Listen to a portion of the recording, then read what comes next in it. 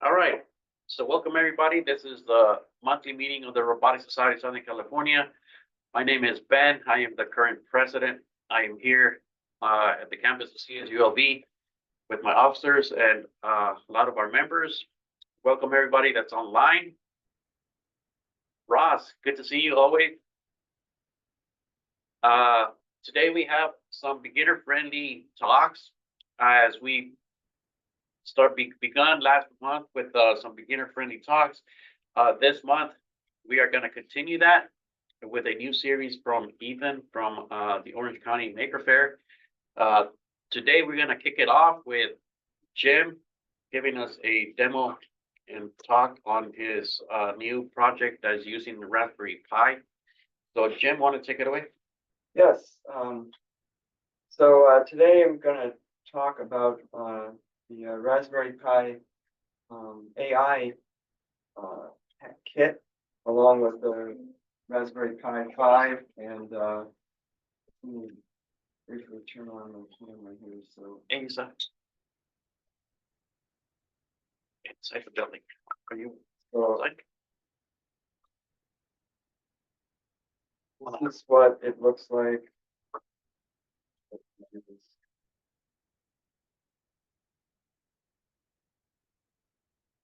So I did a 3D printed case for the Raspberry Pi 5, and with the camera. So I'm using the this is what you see on the screen is the boxes for the different components. Raspberry Pi 5 and the AI kit. And the AI kit is the 13 tops. They have one that's double that, 26. But this seemed like there was one project on Thingiverse that perfectly met my need here to have the camera mounted on a little arm that moves. And I'm using a camera module 3 I bought a long time ago, but I never really used it. I just had to had to order a special ribbon cable for Raspberry Pi 5 because they changed the pin. Yeah, this is just a hinge, both of these. And you can also, the guy provided another linkage, so you can have two linkages if you want, or more. Well, two is probably as many as you want. Quick question about the cable. Is that non-standard, so the old Pi cameras won't fit the... Yeah, they won't fit. You have to get a different one. It's like 22 pin instead of 15 or whatever. And so you can just order this. I ordered two of these ribbons for $9 or something on Amazon. But don't the cameras, aren't they hard attached to the ribbon cable? No, it's what we call a crimp, or not a crimp. I don't know what you call it. It's a removable attachment. Oh, okay. You just like unhook it, and you can put in a different cable anytime. I didn't bring one. Sorry. So yeah, it's fairly convenient. But let me move on to let me show you these pictures. So I guess you can turn off my spotlight, back to the, so the, oh, and I have Excel here open. So the total is about $200 for all this stuff. RP5, 80, 35 for the camera module 3. I mean, those vary. There's a newer one there's a new AI camera. I'm not sure what it means AI. It's just, I think it's just a camera, but this Halo kit is $70. This is the AI kit. The other one, this is 13 tops.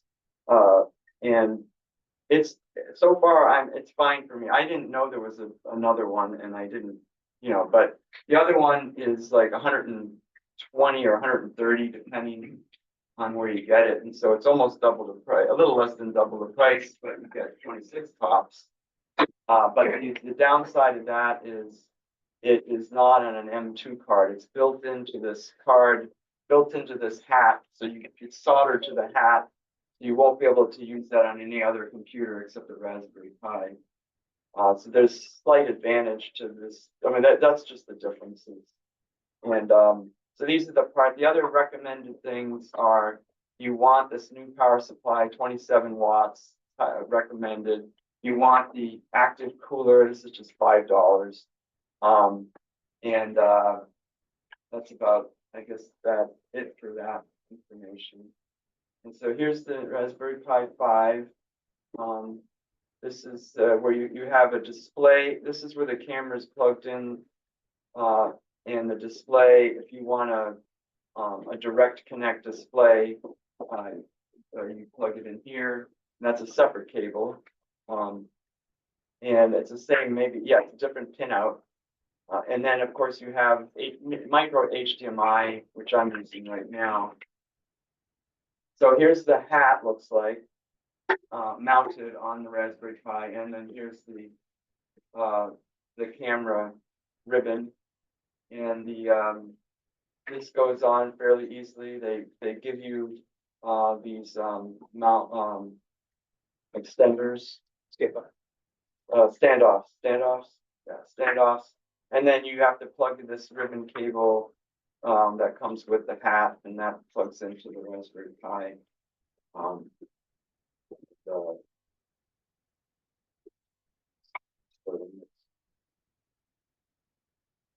that's what this looks like, and so it's a pretty easy mount, easy to set up. This is the chip here, and then you've got your final. It's nice to have you obviously want to be able to point this camera wherever you want, so it's nice to have luckily somebody had done this case and with the camera mount, so, and that's pretty easy. It just takes a few screws in the back. Quick question, where's the cooling fan fit in there?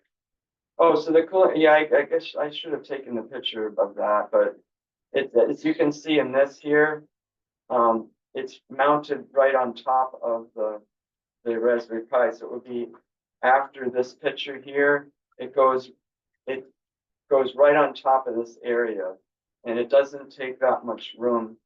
And the hat doesn't block the airflow? No, I mean, yeah, you can see it here. No. This is the radiator, I guess you call it, or the heat sink.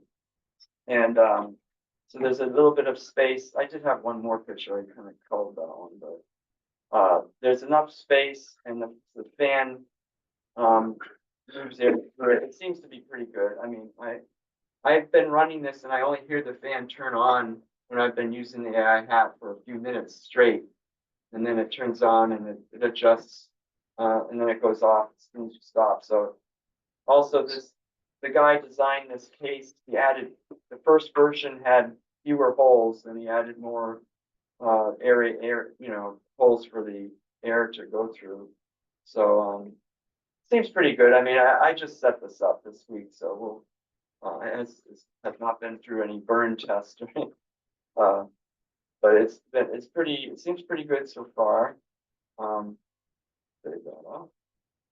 And so now we move into, see on the web page here. And so at this point, then it's the software. Like now you've got a camera working, and you want to.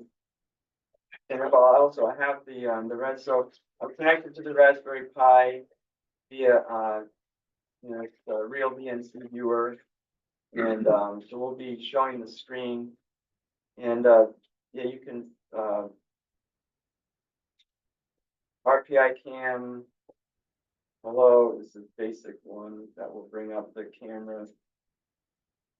There we are from the Raspberry Pi camera.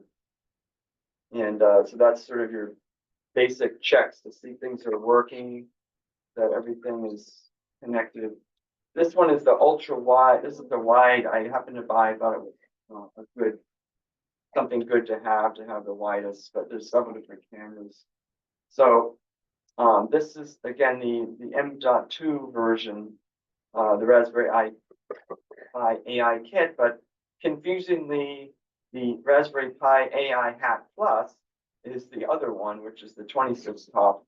So this is the one I have, and it's, as you can see here, it's an M.2 card, which can be removed and put into any other computer you want. The other one which is double the capacity, but it's only for Raspberry Pi because the chip is surface mounted. So that's the difference. Price and I don't know as far as how much I would need, what kind of power I need yet. But at some point, maybe you want to buy the bigger one. But this one's called it's the Halo 8L. So that's the 13 tops one. And then it's the Halo 8, I think, is the 26 tops. But so far the capability seems pretty good for its speed, and I'll be showing you that. So setup was fairly straightforward, and then you can get right into demos. What's kind of cool is they have this thing called RPI Cam Hello, or there's a series of tools called the RPI Cam Apps Suite. And this Hello one lets you provide a JSON file with post-processing. And that's useful for anything you want to do to pictures coming in. Like if you want to do sharpening or any kind of image processing, you can provide a JSON file. And if you have those different processes already installed, it will run the images through that. So this is one way to this is sort of the easiest way to like run the inferencing right out of the box without downloading the say the GitHub. So like you can take this, and so now we're getting into the Halo. The Halo is a nice lightweight inferencing engine, and it can handle it handles various models that have been converted to the form necessary for running on the Halo architecture. And so we have YOLO is available, which is you only look once, and it has the 60 or 80 different objects. It's a big starter one, and there's YOLO 6 and 8. And there's a person face one. These are all just right out of the box. And there's a segmentation one. So here I can start trying one. And depending on the camera you have, you can change depending on the type of camera. So here, yeah, it's forming pretty good. So you'll see this might be, and I'm sorry, this is small, but this says keyboard here. These are same person. Or probably definitely a TV. It says that's a TV. It says that's a chair. This is all running on the Raspberry Pi. You don't have to download any of the models from Hugging Face? They're just No. Oh well. So when you first install, I guess as a point of installation, or as a record of the installation, it will download the models when you install the first time, and puts them on disk, and then they're available. So it's part of the installation for this package. so there's a set of like default demo. Yeah, models there's some. Okay. Yeah, these are. In fact, I was just sort of starting to tell you the ones that are available are listed here, and well, I'll go on to another. There's also there's several models that sort of get downloaded for you, including YOLO, a good general purpose one. Sorry about that. And then you have various different types of the YOLO, very different, and including a person's face, and then segmentation. So all these are downloaded right off the bat, and pose estimation. Here they are. Yeah. So these are the categories that you get right off the bat when you install pose. I like the pose one. Image segmentation, object detection. Those are the ones that get loaded. So for instance, pose is a good one in a crowd like this, I think. So if we'll stop this one, and do the pose one. And, yeah, so let's, That is cool. so yeah, let's see how it does this. Oh, So you can see it's, that's actually pretty good. yeah, and this is Raspberry Pi. Yeah, Single camera, yeah, not single stereo. camera, no, not stereo, yeah, sorry. That's so confused. That's pretty high frames for high. Now, if anybody who's here, you can look at my real live feed from the Pi, and it's going at 30 frames per second. So Decent. what you're seeing, the delay you're seeing here is due to Zoom and VNC. It's a double delay. The real thing is very fast. If you come by here later and see. Yeah, Alfie. Does it pick up? No. Yeah, Alfie. Not a human. Poor Elf. Alfie's not human. Not yet. I wish I were a boy, right? Oh, you can see the people sitting and, so this is, Oh, wow. With your arms crossed. yeah. And it gets your eyes and, you know, this is the basic one, but it gets the different points, so. Yeah, I mean, this is something we've seen before in, like, I've certainly experimented with the pose analysis with the OAK-D camera, AI camera, line of products. And, this is similar. Also, yeah, segmentation can be useful.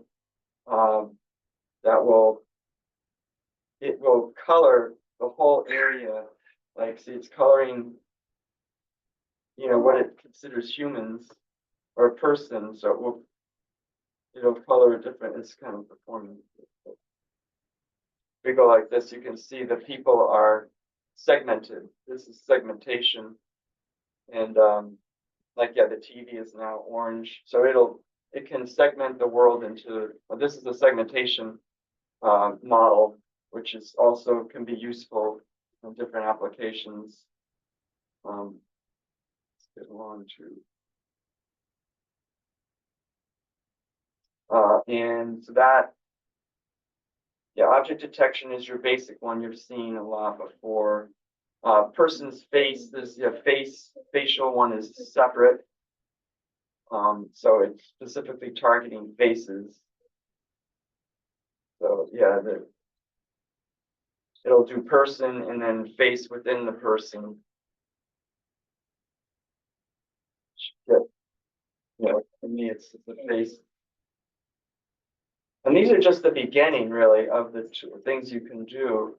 And again, as you see the performance, actually, you can, for my later example, I'll show you the FPS that it's going at, because we'll move on.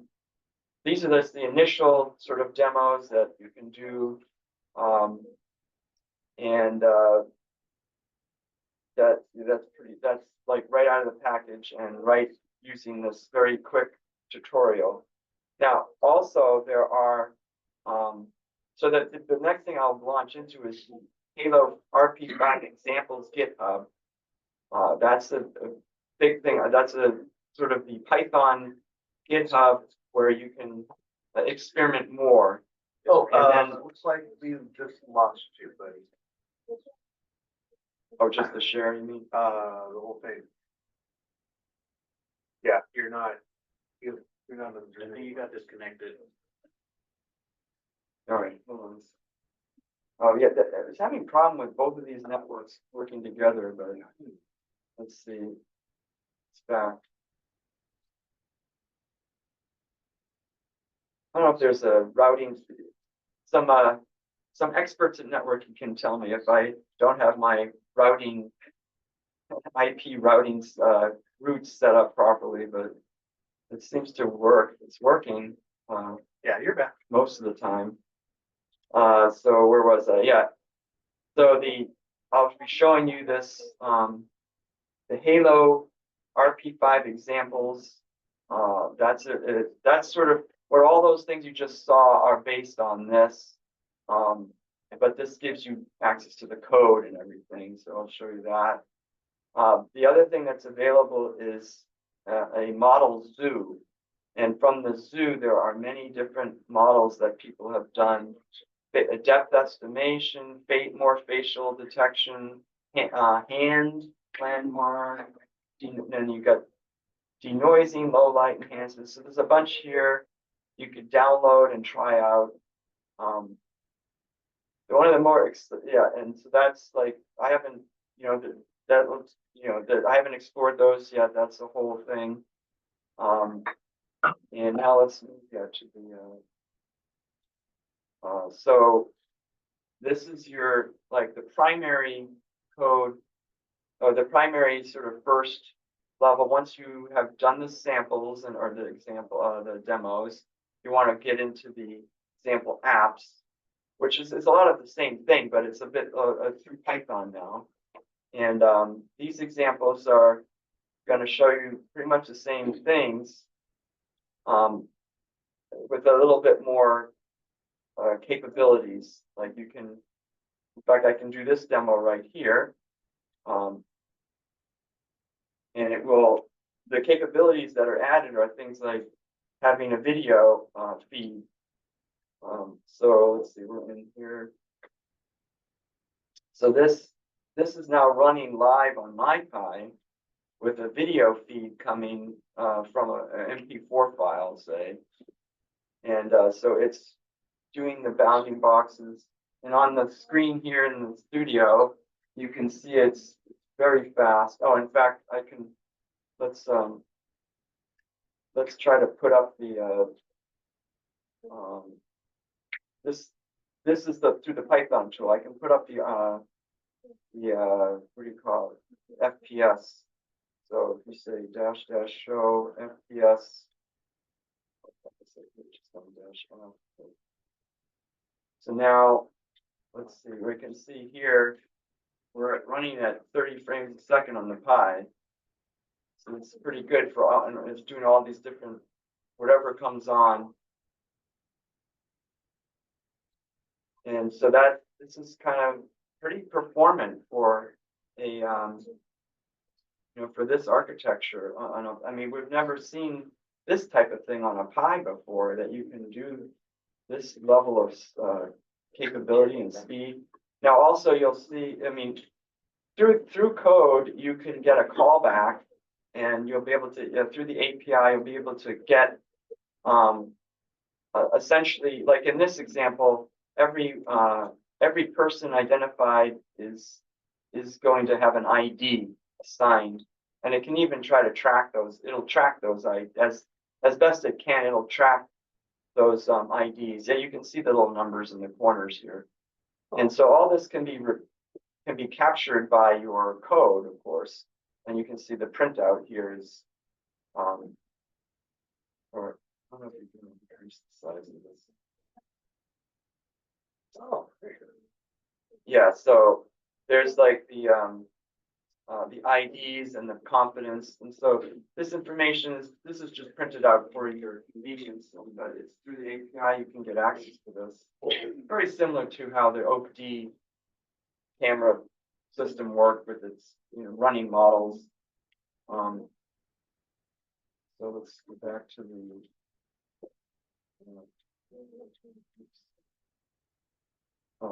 I know.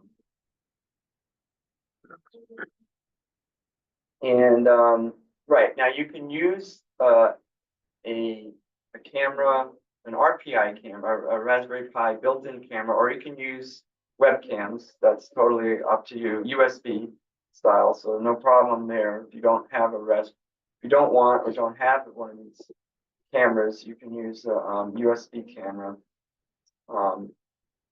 Now here's some other. So well, I should pause for a second. Any questions about this so far? Quick question. Can you run multiple models on that hat? For example, in that demo, once you've identified a person, clip out the face, run that through a facial recognition to see who it is, and then track that person? Yeah, well, I'm not 100% sure if you can do two different. I mean, they have multiple, you can have multiple models running together, or at least a model that can handle multiple things, like some of the one I was doing had face and person. Yeah. But I don't know if you can actually load up, I haven't got to the point where you're loading up two different models, but you basically are getting a model that can handle the two things you want together, like segmentation and person, so that you can But combine that's that. still in a the single model. inference model. Yeah, but it's giving you different bounding boxes. Gives you, it'll say, here's the face and here's the person. So you can do two things at once, but I'm not sure if you can load, like on the OAK-D, you could load multiple models Yeah. running in parallel. And I'm not sure about this one, so I that's. was gonna ask how the speed feels like it compares to the. The speed looks good, actually. I think, I haven't used OAK-D in a little while, but seems comparable. Okay. But then Comparable. again, to identify At the least person, you would that's need to even have for the access to 13 some box. kind of database. Okay, Otherwise, the, how are you gonna know who the person is? well, that would be a facial recognition, like on the OAK-D, Specific I was able to capture, essentially, it would get the landmarks of the person's face, then it would capture, all the sort of measurements on the face and record that, and you'd assign it a name. Then in the future, it would be able to recognize that person, but that required a capture and save and then recognize. But out of the box, these things will identify person 1, 2, 3, 4, and as long as they're on screen, it'll track them. But if they leave the screen, it forgets. And the same with the face, I don't know. Yeah, this can handle facial recognition by number as well, I think. And so it will, when they're on screen, it will say face 1, 2, 3, 4, 5. But I'm not sure how you save that yet, or if you can save Well, like I'm assuming in your callback, it will give you the feature vector that it extracted. right. If And then you take that and then save save it. that. Yeah, you save the feature vector. I haven't got that far, but I'm pretty sure that you know that you can do that. If So you you- wanted to like create your own database, like say recognize your family. Yeah. Yeah, something like that, yeah, that shouldn't be too difficult, but just randomly identifying random people, I don't think. No, you have to record. Well, You would you're asking to, like, you know, if you do record the person and then you can see and recognize them again, right? Yes. Or at least in this system, you could recognize this, if you see a person, save it, then, and don't know his name, but you see him again, it will say that's still number 1, whatever, if you know, it'll identify, it'll give it a number, you can just save it as a number. Even, so you could recognize the same person again, even if you don't know the name, it'll just say, oh, that's number 2 or whatever, right? By save, but you have to save that data, obviously. Right, before time runs out, I want to get on to one other real, this is the, you know, you can read this later, but the sort of the stack of their API or of the software and the examples and how it's designed fairly well that you can use these general tools to do your own applications. But the other thing I wanted to make sure we get to is the Halo Flip. This is really, I think, the coolest thing that I've seen in this system that's kind of different. And let's see if I can get it running here. So if you're familiar with Flip, Flip is called contrasted language image pre-training. This predicts the most relevant text prompt on a real-time video frames. And the clip is a well-known type of model that's in the industry that basically can take, what they do is they train it on thousands and thousands of pictures with captions, okay? And so the captions tell what the picture from the internet. And then if you're familiar with embedding space, right? You can, you know, there are models that take in the clip system when they're training it, they take the text, you take text and you convert the text into tokens and then find the embedding the numerical embedding in high dimensional space for that text, right? The same thing is done for images through convolution. It takes the image and converts it to this high dimensional space. Now, what you do, since you had the captions, you train the system to sort of match the words with the picture. And so those both go to a similar place in this embedding multidimensional space. So then when you just have a picture, it maps the picture to the embedding space, finds the closest text that you've given, say, and then it gives you it identifies the object. So this through, I know this is kind of quick, but this allows you to do what's called zero shot. The model has not been trained on these objects ever, and you can get them right away. But there's a caveat. You have to write the name of those objects down in text in the list of items you're looking for. And that is that text is again converted to that embedding space. So let's go out of this. So this whole Halo clip thing could take a whole lecture, I guess, but it is very cool stuff. Or I can just demo it here for you. Oh, and I'm running out of time here, but maybe I could do it in show and tell because I'm running out of time. But yeah, so I what you can do in this case, let's see if I can go to the. Yeah, here it is. So I came up with this example where I have a web page of these different balls. Okay, and so I can show you is the system identifying these in a zero shot situation. So let's go, and you'll get to understand this in a sec here.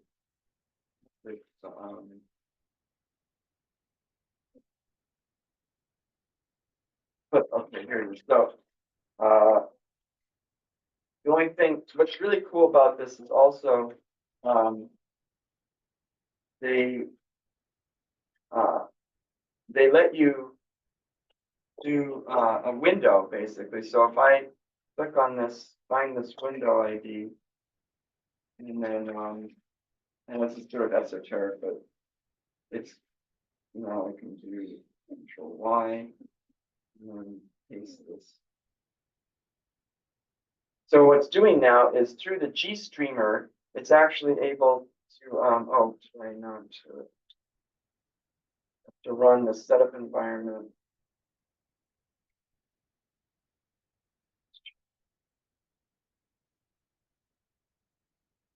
Launching this. So this system now this loads. This is loading the whole model, including the text embedding. Once you've figured out your objects for this model, then you don't have to run. It'll run faster. So what I mean by that is, see, you can see this. I don't think I can increase the size of this, but do we see it?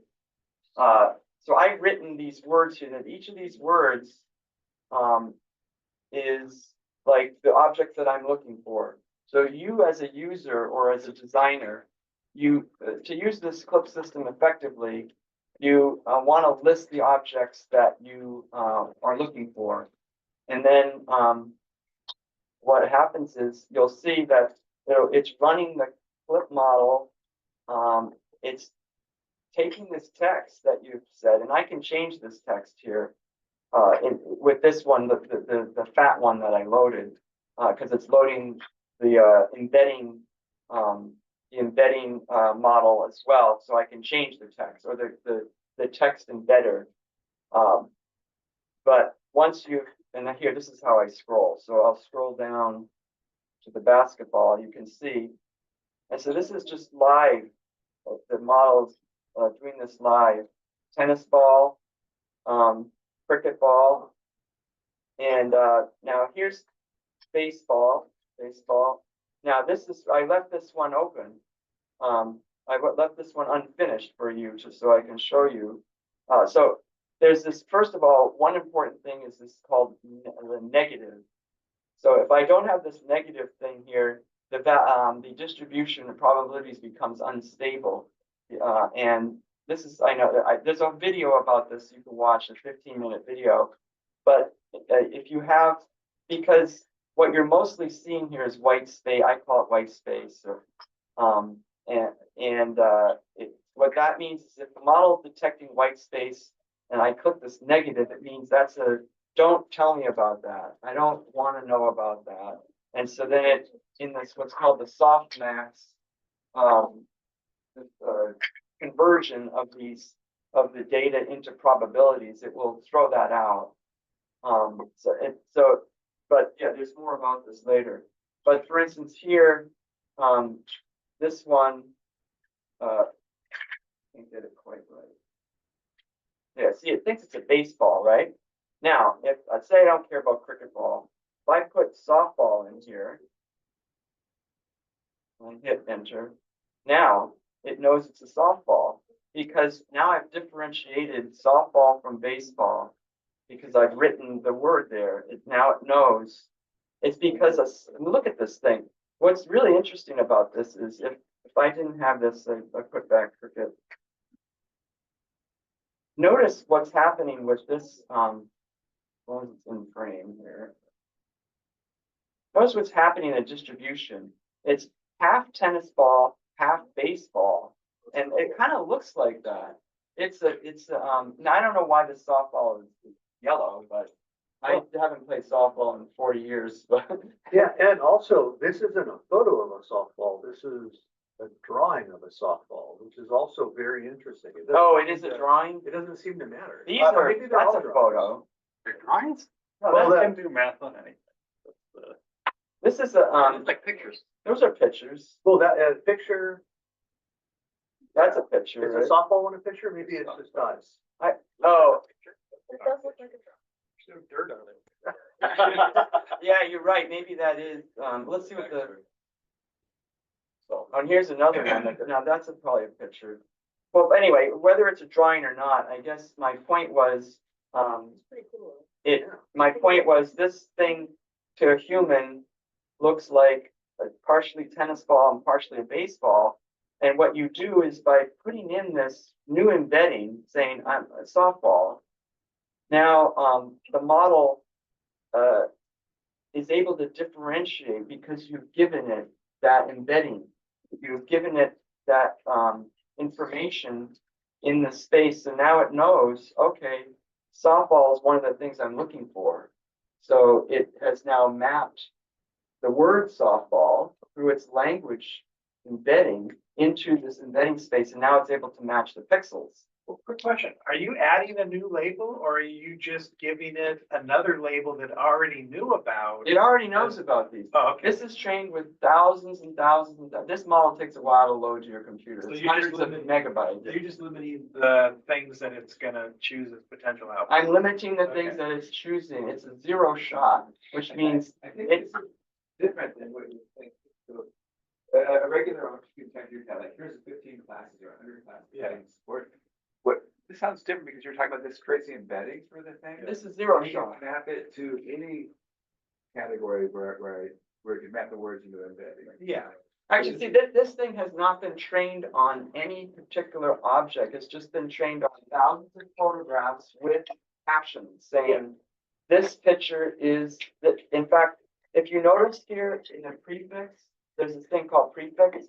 If you, and this prefix can be changed, a photo of a, there's a reason it's actually using the word, the sentence, a photo of a basketball is what is embedding, is computed for the embedding, because the captions typically would say, this is a photo of blah. If you leave out a photo of, it doesn't perform well, as well. And that's because of it's a language thing. It's embedding that concept. And that's what all those captions over a general thousands of captions would say, this is a photo of blah. And so anyway, I just wanted to introduce you to this because this is the most exciting thing for me. It's very different from YOLO. YOLO, like I just showed you YOLO briefly. That's trained on keyboards and llamas and whatever, 1,000 different or 80 different objects in it for its model. This one is not, a totally different concept called the clip. Anyway, so, But there's a finite database of images. yeah, there's a finite database. But not of labels, but not of labels. I could say No, you could say anything. green ball of yarn. or You could something say like anything that. here. And it's obviously not trained on green balls of yarn. And But- you're not actually transporting the database on your computer, you're transporting the trained model. Yeah, but there's also, And model is running on I the Pi. can, like, you can run this whole thing on the Pi, and you can also run it, if you also can run it in, like I said, in that quicker mode where I disable runtime prompt. So then, you notice, like, if I do that, I just do this, look, watch how fast it loads. Instant, and now I can't change these because that part of the model is not loaded. To convert text to an embedding. So, because these are set now, they've been saved in adjacent, you can save these in a JSON file. Now, if we had another lecture or whatever, I can show you, or you can just watch the video. So this track ID applies to the person, to people. You can set this up to run with people, and then you can, it'll identify the people by number. So you can have people wearing, they have an example where there's a men and women, and it can determine man and woman, and it gives you an ID for each person. And then you can, if you put a number here, it will just focus on that one person. You can have a picture of like 10 people, and it'll number them all. Then you can say, I want to focus on number 5. You put 5 in that track ID, then it will focus on that one guy. And then you can change your prompt saying man in green suit or man in white suit or things like that. And but anyway, so yeah, this is, I think, one of the more exciting new things that I've seen. And with that, I think my time is up, and I'll take any questions, and I'll just go back to that web page here. All right, so what are you gonna use it for? And yeah, good question. Yeah, oh, did I go to the, yeah, I mean, this, obviously, I'm a roboticist. I want to use it on a robot now. And, I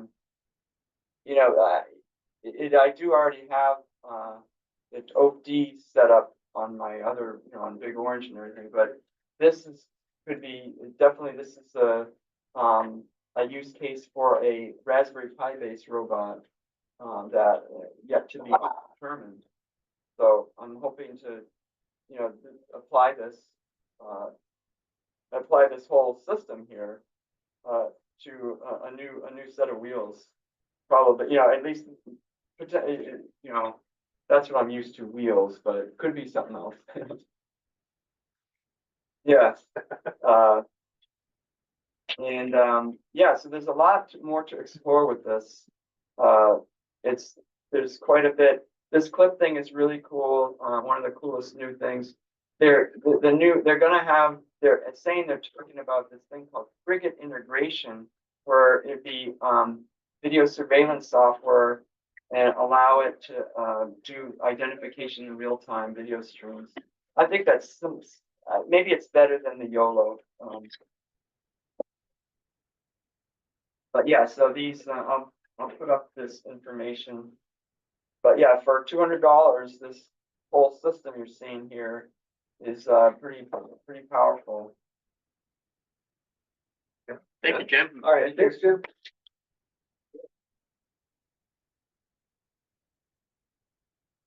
You get to be the first guy. Oh. People who speak or show off. Next we have Ethan from the Orange County Maker Fair. He's gonna give us a beginner-friendly talk on Raspberry Pi and PWM, pinout, all kinds of good stuff. So Ethan, take it away.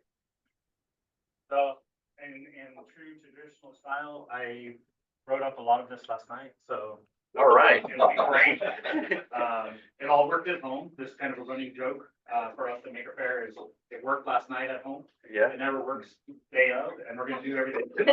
So expect it not to work, but, we'll kind of go through and hopefully there's plenty of information to gather from a lot of. I'm gonna go.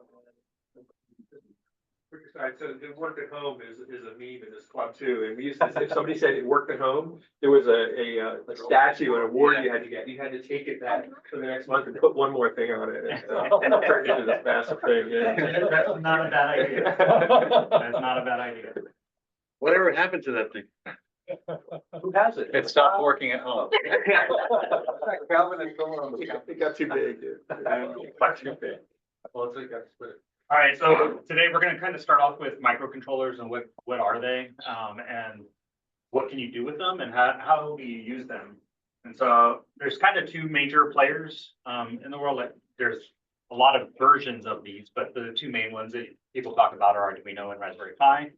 A lot of people think about Raspberry Pi and they are a small computer, but they also make microcontrollers now called Raspberry Pi Picos. And the Raspberry Pi Pico microcontroller is just as good, if not better, than some of the Arduinos out there, depending on which one you're comparing it to. They both can run Python. They can both run Arduino C. The Raspberry Pi tends to favor the Python side, and the Arduino tends to favor the Arduino C side. There's plenty of resources out there for Arduino C, so we're going to focus more on Raspberry Pi today. So the first little bit is let's talk about the Raspberry Pi in general. So currently on a Pico, there are 40 pins on a Pico, and they do a variety of things. A lot of them overlap functionality. And so I'm actually going to bring up a secondary picture so we can see all of the pins and all of the options they have on here. And we'll kind of diagnose this a little bit, so, or not diagnose, just take this apart and describe each kind of section so we kind of know what we're looking at here. So if you'll first focus on the numbering on either side of the board, you'll see 1, 2, 3 all the way up to 40. That is the pin number just in order around the board. You'll notice it goes down one side and up the other. That is separate from what normally you will be using when you're plugging stuff in. You're going to be looking at the green boxes that say GP 1 through 28. There's technically 29 total GPIO pins, but there are a few that are, you'll notice that there's a couple missing between 28 and 29, as well as 22 and 20 to 26. So some of those are used for like the LED that's on board and a few other on board type things. You can repurpose those, but that's way more advanced than we need to talk about here. So what is a GP dash number? Those stand for general purpose input output. So a lot of times you'll hear them called GPIO, and they're just used for a variety of things. So often PWM signals. Then a lot of them you'll also notice are paired with a pink and blue and gray option. So those introduce other types of interfaces that are less general input output and more specialized. And you'll notice that the Raspberry Pi gives you some great redundancies here. So if you accidentally used a GPIO pin for one thing, but you needed that for, say, an I2C connection or a UART connection, there's usually another spot on the board that also gives you access to that same interface. So if we look at pins 1 and 2, you'll notice that I2C 0 is and UART 0 are both assigned to 1 and 2. But if you look at 21 and 22, you also gain access to I2C 0 and UART 0. So you have some options to kind of move around there. So real quick, what is, I've been throwing around a lot of different,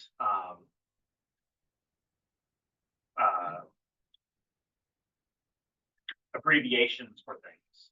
So I've already just kind of described what GPIO stands for, but what does PWM stand for? So PWM stands for pulse width modulation, and it's kind of in a digital world, it's a way of representing analog voltages.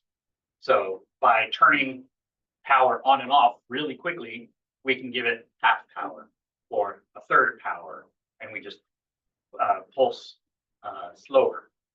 And so pulse width modulation, PWM, just allows us to assign a duty cycle, how fast, how much power we're going to give something. What is I2C and SPI? Well, those are different type of communication processes, serial peripherals that do that have both input output. So they are kind of analog in that fashion. One of the two pins is for data going back and forth. One person can talk at a time. It is mono communication. So as soon as you talk, you have to wait to listen. And the second pin is for clock, so that everybody stays in sync with each other. I'm sorry. I just described I2C, not SPI. So that's I2C. So it is one at a time. That talking. Think of token ring, kind of like that. If you're old school. Yes, right? that's pretty old school. Yes. I remember that. Now, if we look at SPI, it has in and out, so it can communicate in both directions. And so that kind of describes a lot of what you see here on screen. Mostly today, we're just going to focus on the PWM side of things because a lot of things run in PWM mode.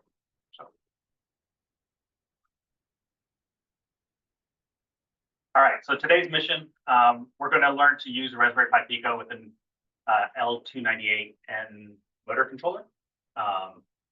And we're going to get it to run a couple motors. And we just want to see if we can get that done. So I'm going to switch cameras here. And we'll see.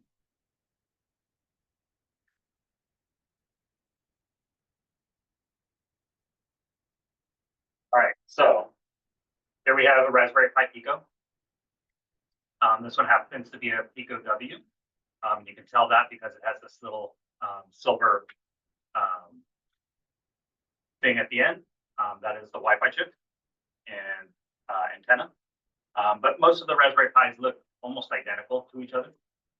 Even the Raspberry Pi 2s look very similar.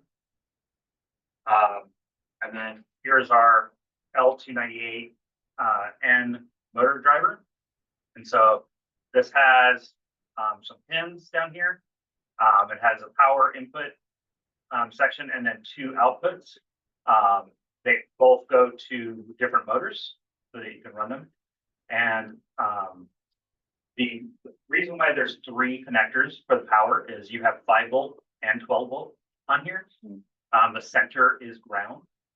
And so you would have power come in here, and then depending on your switching, it'll go to the two motors individually.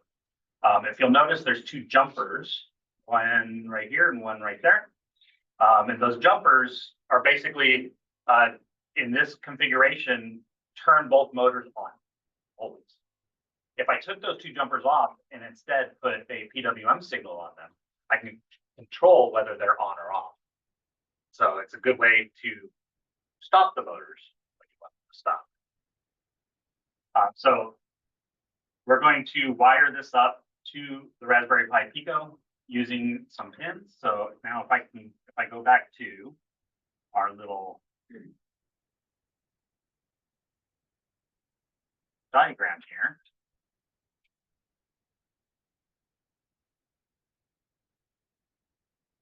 You'll notice that we're saying that motor A is going to be on GP in 14 and 15, and then motor B is going to be on 16, 17, and then our PWM speed control is going to be on 18, 19.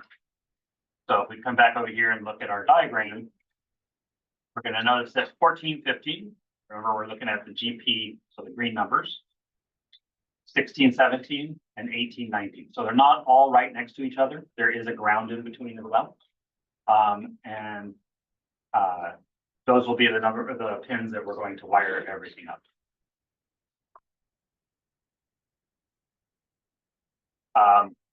When you're wiring up electronics like this, a common ground is very important.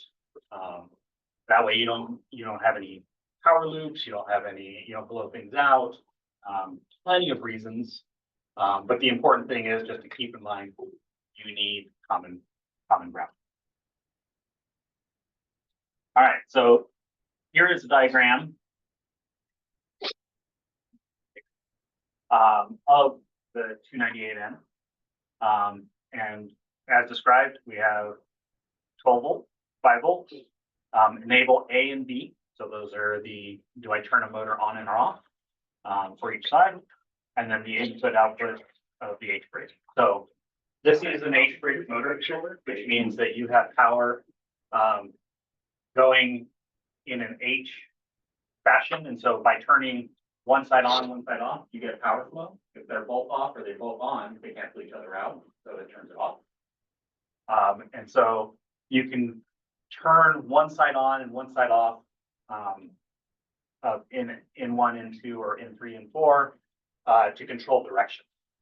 So by sending power one direction, say out 1 and in 2, then you're gonna drive the motor in one direction. If you go in 2 and out 1, you're gonna drive it in the opposite direction. 12 volt and 5 volt. So if the less power you give it, the slower it goes. Pretty simple, pretty I feel obvious, but you can drive a lot more power into the motor to drive faster when you're using a 12 volt system. Okay, so let's get started with how do we code this up. So today we're going to use Thonny. I know last month we talked a lot about Visual Studio. That's great. That's definitely an option as well. Thonny is great for Raspberry Pi Picos. It integrates directly with them, and so we're gonna start writing. You can kind of see some code here.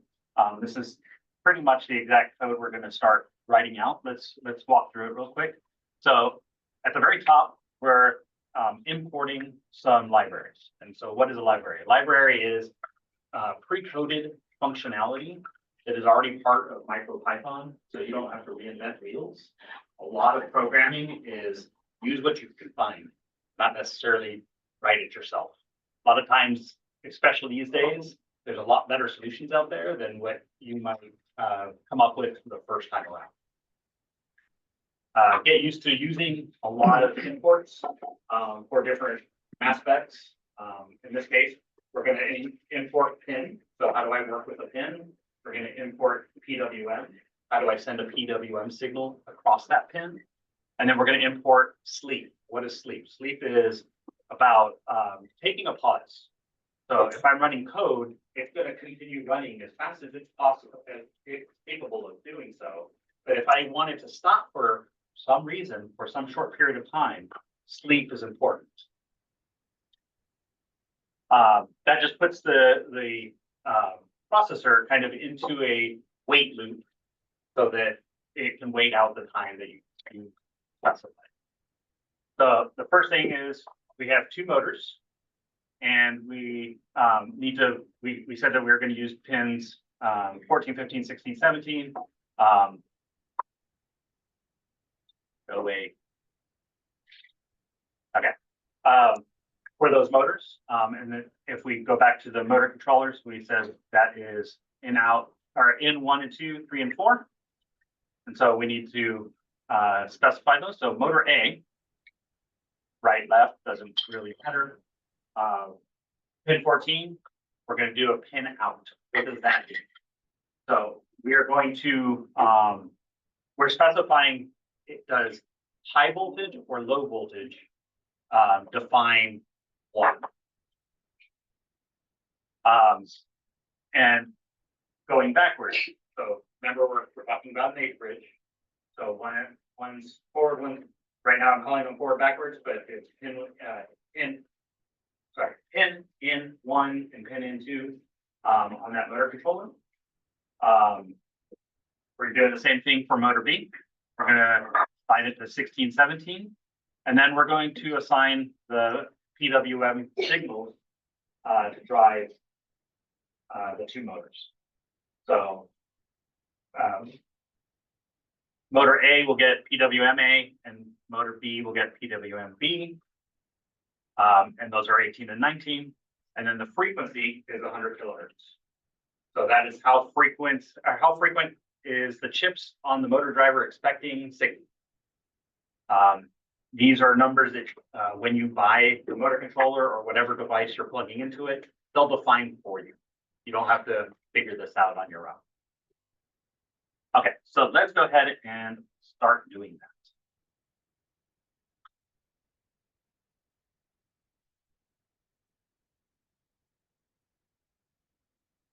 Audio.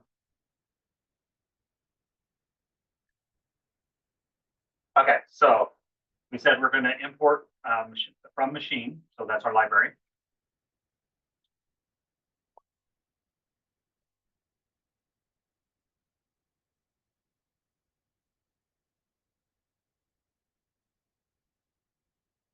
Pin and PWM. Do I need to make this bigger? Oh, it's a little rush.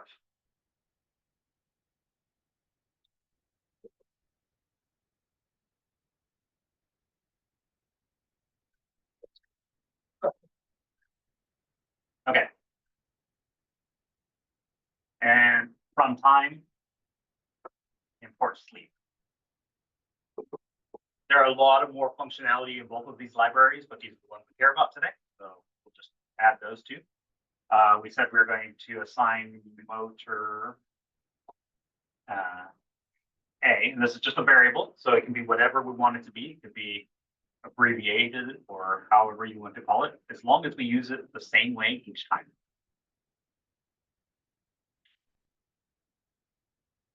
So instead of forward, maybe I call it in.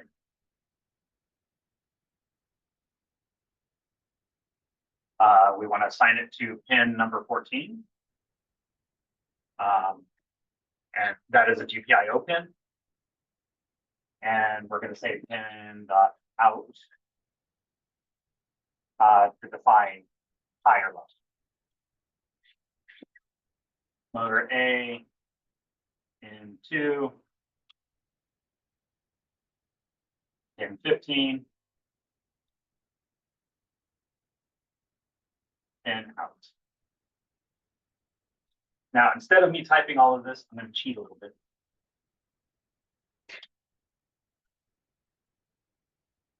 And we'll get that inputted in here. That way you don't have to watch me type all of this. All right, you said next we're going to set up our PWM signals. So PWM in A, which if we remember back on our drawing,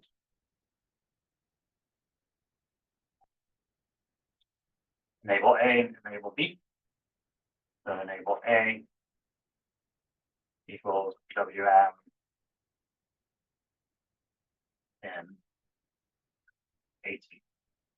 Quick question, the enable pins, are those the ones you jumpered to be on all the time? Those are the ones that come jumpered initially, but through movie magic, which I'll show you in a minute, I took those jumpers off and Oh, okay. wired it up. Okay. Okay, PWM enable B equals PWM in 190. Now, I just did something a little strange here. I'm doing 2 sets of brackets in here.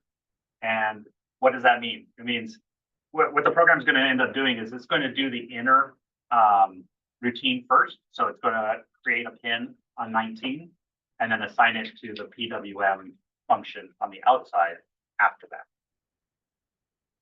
So that it's a little bit different format than what we saw when we were doing the forward and backwards. All right, we need to set their frequencies.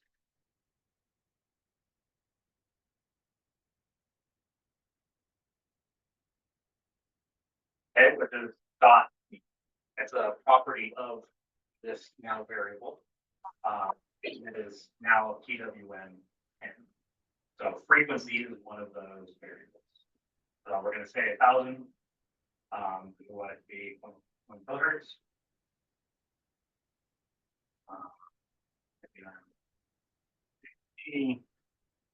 Frequency 1,000. Okay, so we're at the point now where we could turn on these motors and send it a signal, but we haven't actually done any of that yet, right? There's no values for it to know about. It just knows I'm capable of sending these motors a value, but I don't know what to send it. So now we need to kind of define something to send it. So we know we want to, our goal here is to try to move forward and backwards. Just prove that we can do that. And so let's go ahead and define a function to move forward. So yeah, we're defining the function name that we're going to give it. So move forward. In Python, it is a space centric language. So instead of curly brackets to define common a common block of code, you use space. So in this case, we're going to use a tab. And everything that I tab over, it'll consider the same block of code within the definition of this function. So the first thing we want to do is we're going to set the speed of the motor. How fast do we want it to run? So we're going to call set speed and give it a value. In MicroPython, the duty cycle, which is how fast do I want something to run, is based on a 16-bit integer. So that is a number up to 65,500 or something like that. And so you have a range from 0 up to that number, representing 0 speed up to 100% speed. So by using 16,386, that's about 25% speed. Let's do 50%. We'll just round it off at 32,000. So that's about half of that. Okay. And then we need to tell which direction to drive the motor. So motor A,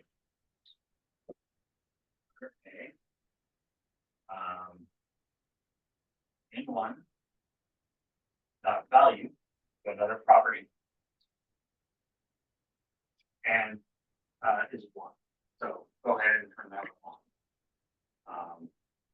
Motor A in 2, we want it to be the opposite so they don't cancel each other out.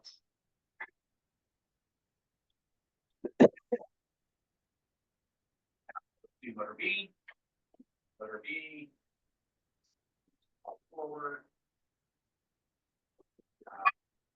1, and then spelling, not a great thing for a program. Motor B,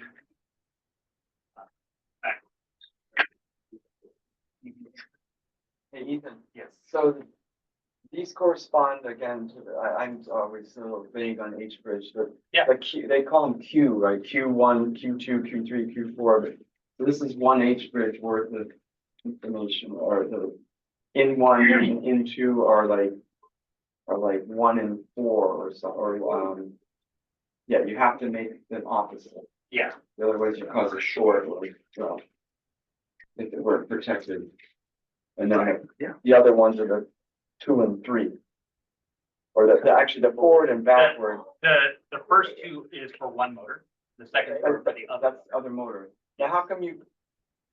Yeah, oh, I see, but So you're going in one and out the other. Ah. And defining which way is in and which way is out allows you to flow energy through that motor.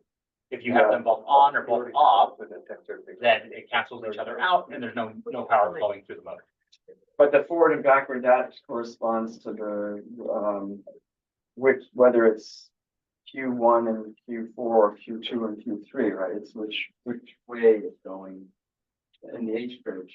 Yes. And don't get confused by the forward and backwards, because we just called it that on that. I can change these to, and, Yeah, if you didn't call it forward and backward, it would just be another number, right? jumping between Windows and Mac. In 3.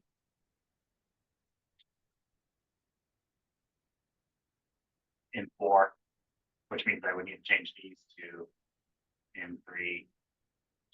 And then So this is controlling 2 motors with one, you only need 1 H bridge. it's technically more like 2 H 2 H bridges, yeah. on the board itself, because each one need a represents an motor. H bridge, Yeah, right? you need 2. And the 4 connectors that I think you're describing, That's a single H bridge. there is Q1. 2 inputs to the Yeah. H bridge. The other 2 you don't actually control. It's represented by the switch inside of how it turns on and off. Yeah, because when you bring up H bridges, they put Q1, 2, 3, and 4, but you only ever use Q1, Q4, or Q2, Q3. Right. And it's represented, And that's, it's the flip of the value yeah. on those pins. So that's represented as just one, each of those states is only Yes. one thing here. Right. Because you never get that low level. Right. Okay. Okay, so this in theory should move us forward. We're gonna escape the, You don't need dot value on the motor B. oh, you are correct.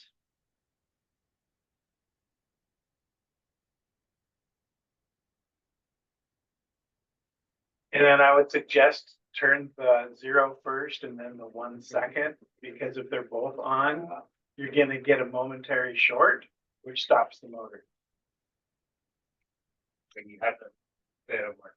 There's 4 different modes for these motor controllers. If they're both high, it shorts so that you get a braking function, and if they're both low, it makes them both open, so you get a coasting function. So if, depending on whether you want to coast in between speeds or brake in between speeds, you want to put the 0 first instead of the 1. Oh, Well, always turn off before turn on, right? So Exactly. zeros will break you, will break. I believe 1 will brake. Oh, I'm and sorry. 0 will coast. Okay, right, zeros, okay, yeah, whatever it is, I forget. Just a couple of microseconds, but still. I wasn't Enough. sure if it was a literal short like magic smoke or. It is. Oh. And it's designed that way on purpose, because if you need to break your motor, that's the way to do it. Because it takes the energy and runs it to make it stop instantly. But yeah, but the MOSFETs are protected, or the H bridges are protected from literal shorts. I mean, from. Are they? Yeah, well, No, you want to short the motor. when I mean, you the want to H brake. bridge. The H bridge is protected from burning out unless, I mean. Well, I just read somewhere, they said they You're not generally, shorting your battery, you're shorting the motor. Yes. Okay. shorting the motor's okay, right? Yeah, that's great. That's the break. Your set speed, is that supposed to be on your enables or? so the set speed, I'm glad you brought that up, because that was the next thing I was gonna talk about.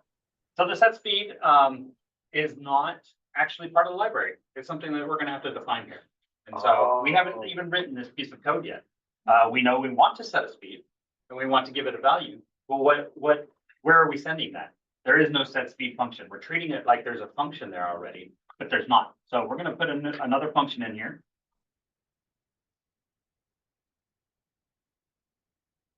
We're gonna call it exactly what we expected it to be, set speed, and we're going to input a duty cycle. We are inputting a number, Python is very, type agnostic. Kind of doesn't care what type of value you're gonna give it, it'll figure it out, which is both a good thing and a bad thing. Means that you can put a value in and it'll deal with it. Downside is, a lot of times, you don't get full control over what type of value it is. So if you wanted the character 0 versus the number 0, those are two very different things and it's gonna decide for you. Okay, so, we need to specify, for each motor, what speed are we going to send them? So on our PWM pin, enable A, we're going to send duty, U16. So that's a 16-bit integer, just as said, and we'll call it duty. Do the same thing with the other one.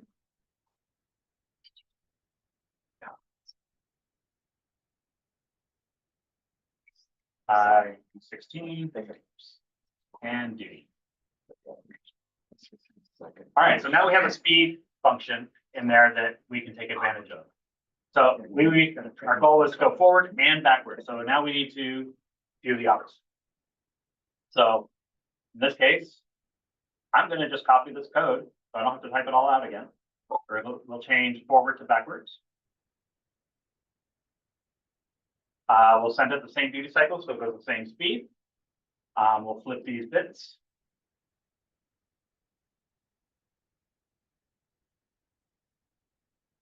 And now, in theory, we should be able to go backwards.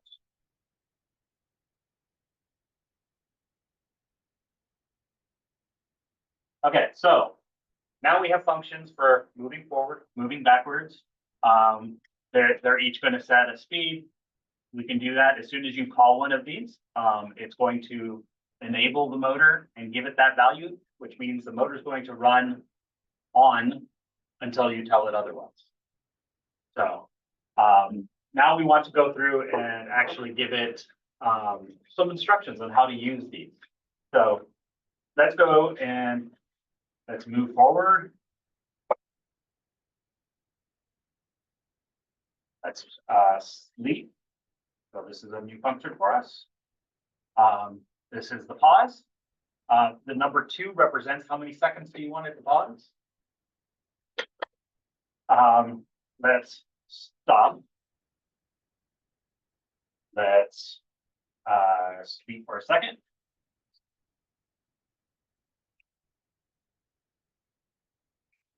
Let's move backwards.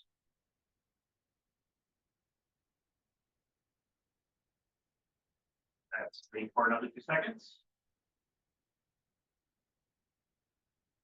And then let's stop. Now, there's another function in here that we haven't written yet. Stop. We know how to turn things on. Now we need to kind of turn things off. So let's put another function in here. Couldn't we just move forward 0 and pass parameters into those move forward? You could. And we'll get into adding some additional functionality here in a minute. So let's stop. I get pulling after all of this.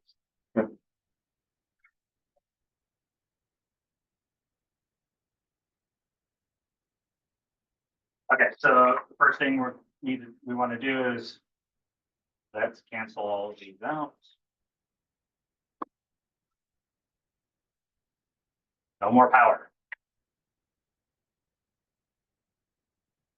And let's set the speed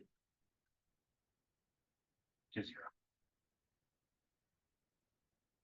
Okay, so this is a very simple program that is fully ready to run. Now, when you plug in a Raspberry Pi Pico, you're gonna want to come up to the run section, or on Windows, I think there's another menu. But you're going to configure the interpreter, and you should be able to set your port. In this case, you can either leave it as automatic, and it'll do its best, but if you're having trouble, you can come in and find the actual Raspberry Pi. Set it, and so now when I hit stop, it's going to go ahead and connect to the Raspberry Pi. You'll notice we haven't saved this file at all, and it can be named whatever we want, .py for Python. But if we wanted to run on the Raspberry Pi Pico, when the Pico gains power, starts up, you want to call it main.py because that is the first file that will be open to run. If you don't call it that, it's not going to run anything the first time. So I'm going to go ahead, instead of actually naming it anything at the moment, I'm going to plug this in to 12-volt power. And let's do a quick review of what we've got wired up here. Okay, so this this platform was put together by somebody in this group last month, and so now we're going to go ahead and utilize it. So if we look at the lower level, we have our H bridge. You can see that both motors are plugged in, one on that side and then one on that side. If you look carefully there, you can see a bunch of colorful wires coming out and then a red and black going into the power section. So those are enable pins and the PWM signals and all that coming up to the top. They all go to this Raspberry Pi Pico where we have plugged into the pins that we had defined. The two front ones are just giving power to the Pico. And because the Pico is a 3.3 volt system and we're sending a lot more power into the system because we're running a 12 volt right now, we have a little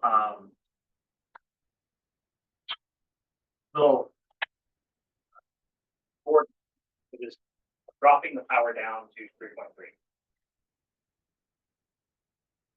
And then we're just using the breadboard as a common ground and power bus. I couldn't find a way to open it. So this is what we're going to try doing. So now, So your level converter, is it just hit the chair, 5 is 3, It's- or 12? I think it technically can go. Too many changes or we did it. But you're, But because you right have now we're doing 12. 12, oh, because because you're using 12-volt signal, where's the 12-volt signal? The 12 volt is being plugged in right here. Yeah, just a wall adapter, DC to AC to DC. Oh, and then you convert that, Yep, so that goes up to the common bus. okay, then you converting to 12, from 12 down to. Down to 3. Okay. So the Pico doesn't power through the USB? It can, Oh. but if I unplug, if I put that that program on the Raspberry Pi Pico and unplug the USB, it needs power from the other source. And so, Yeah. Cause you don't leave you can't leave that plugged in if you wanna move. Right. so now, if I go ahead and run this,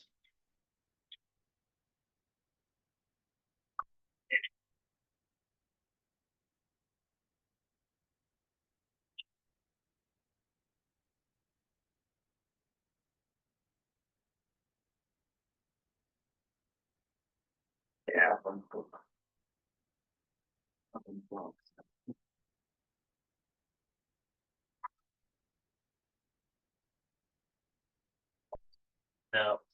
no, it's supposed to try for 2 seconds.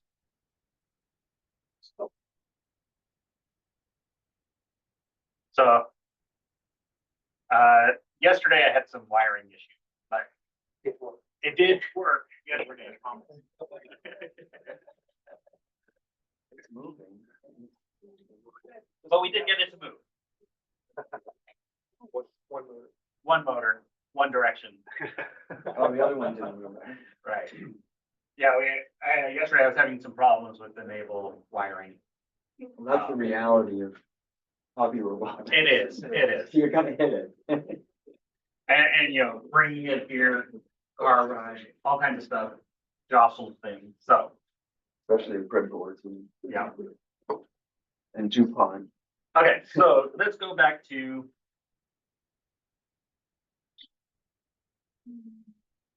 Oh, one question about the, I forgot what you said about the, that the build environment Yes. there for the Pico, for, MicroPython.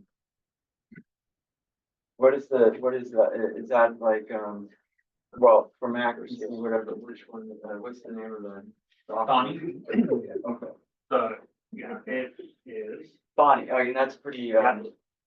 oh, right, you already, yeah, TH. yeah, TH is their logo icon, Second. Bonnie, CHONNY. Is the program that we're using here, and it works cross-platform, so I'm using it on a Mac, I usually use it on Windows. I believe it even works on Linux. In fact, I know we've used it on Raspberry Pis before. So it is pretty versatile, in that sense. But like with MicroPython, when would you ever notice that you're in MicroPython and not regular Python? So MicroPython is just a subset of regular Python, Yeah. that has got more libraries geared towards microcontrollers and hardware components like that. Where regular Python has a lot more towards software development and that kind of stuff. So you'll probably never notice really when you're programming micro. For the most part, it translates very well. So if you know how to write Python at any level, it's very easy to pick up MicroPython because it's a very small subset of Python in general. There's a very small set of libraries, very small sets of functionalities. That's kind of like everything you need to get started. But like syntax and, you know, classes or whatever, all that stuff is the same. Yep. Like, And so earlier I promised we would add a little bit more complexity to this. So let's say we wanted to drive the robot at an angle or turn or something like that. We don't want both motors driving the same direction or at the same speeds. So we can slow one down so that it, you know, will do kind of an arc. And so to do that, I'm just gonna change this to duty 1 and input duty 2. So now this function is expecting 2 values for every set speed. And so if we're going forward and backwards, we want them to kind of run the same speed. So I'm gonna pass in the same value. But let's say we want to now introduce a new function of drift left, drift right.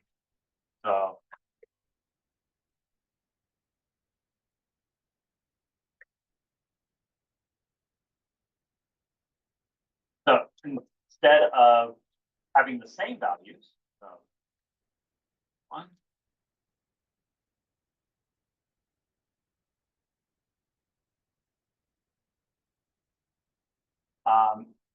instead of 32, 32, why don't we do 45, 25. So now one of the motors is going to run slower than the other. And if we wanted to do the same thing the other direction, we could then, let's copy this and make this right. And let's change these the opposite direction. So for drift left, your first set speed, that's for the left motor, correct? You forgot to update set speed. So your left would turn right? So it would, Other way around. So it depends on your wiring, really. So Yeah, What does A and B? right, A and B is one side and the other side okay, of the okay. motor controller. So technically, you could run your motors opposite. So you could run, depending on how you have it all wired up, will depend on which one's A, which one's B. And so you'll have to adjust these values according to what is left, what is right. Got it, okay. In your case, In this case, we don't know. I'm just making up some values here, on the fly, which is great, right? It's one more that is not working. Since one motor's not working, I claim it's correct. Yeah, Yes, hold it. getting him on the syntax. Compiler will catch it. Yeah, this is where Visual Studio, VS Code would help you with a lot of that, because the IntelliSense would fill a lot of that in, which is what I use on a normal basis is Visual Studio, so tab, those things. But in Sony, you have to actually get it right. It will complain to you if you don't have it, so if I take that off, and I tried to run this, oh, I have a syntax error, and it even gives me the line. So it's telling me line 47, which we know we just took that semicolon out. And your drift right values should be 0, 1. Now, because you want to go forward. You haven't switched, you haven't changed. Well, the yeah, rate. it's currently set as drive both motors in the forward direction. Yeah, oh, all right. But one's slower than the other. You're just swapping speed. Right. So if you wanted to do like a 90-degree turn, you could run just one of the motors, right? Or run one forward, one backwards. Yeah, this is a drift, not a turn. Correct. Turn, you want opposite direction. Right. If you want to turn on the dime. Right. And since this is in tank mode, you could do that, right? You could spin around. Yeah, that's the beauty of the differential. So this would get you started on a movement platform, let you experiment on, could I make it drive in a figure 8? Could I make it follow a specific path, by very carefully going through and trying, okay, here's a left turn, here's how long I need to drive it, very slowly. In future, updates, we will go through and add some more functionality to all of this so that we take other input and can help it determine when to turn left and when to turn right and how fast to go, with the use of other sensors and stuff. So that's kind of what I've got today. If anybody has questions, I'm happy to answer. Yeah.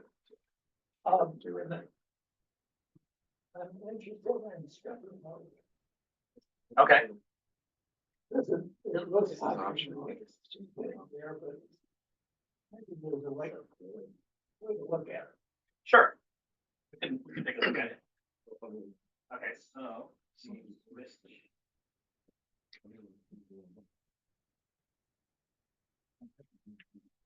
So in this robot, we're using these yellow motors. They're TT motors, very cheap, very easy. One of the beauty things is they are dual-sided, so you could technically run one motor for 2 wheels, and they would run in the same direction always. But it doesn't give you the capability of turning very well. You could do the drift. No, actually you couldn't. I lied. You need 2 motors to be able to do turns and stuff like that. But if you're just going forward and backwards, you could use one. If you want it,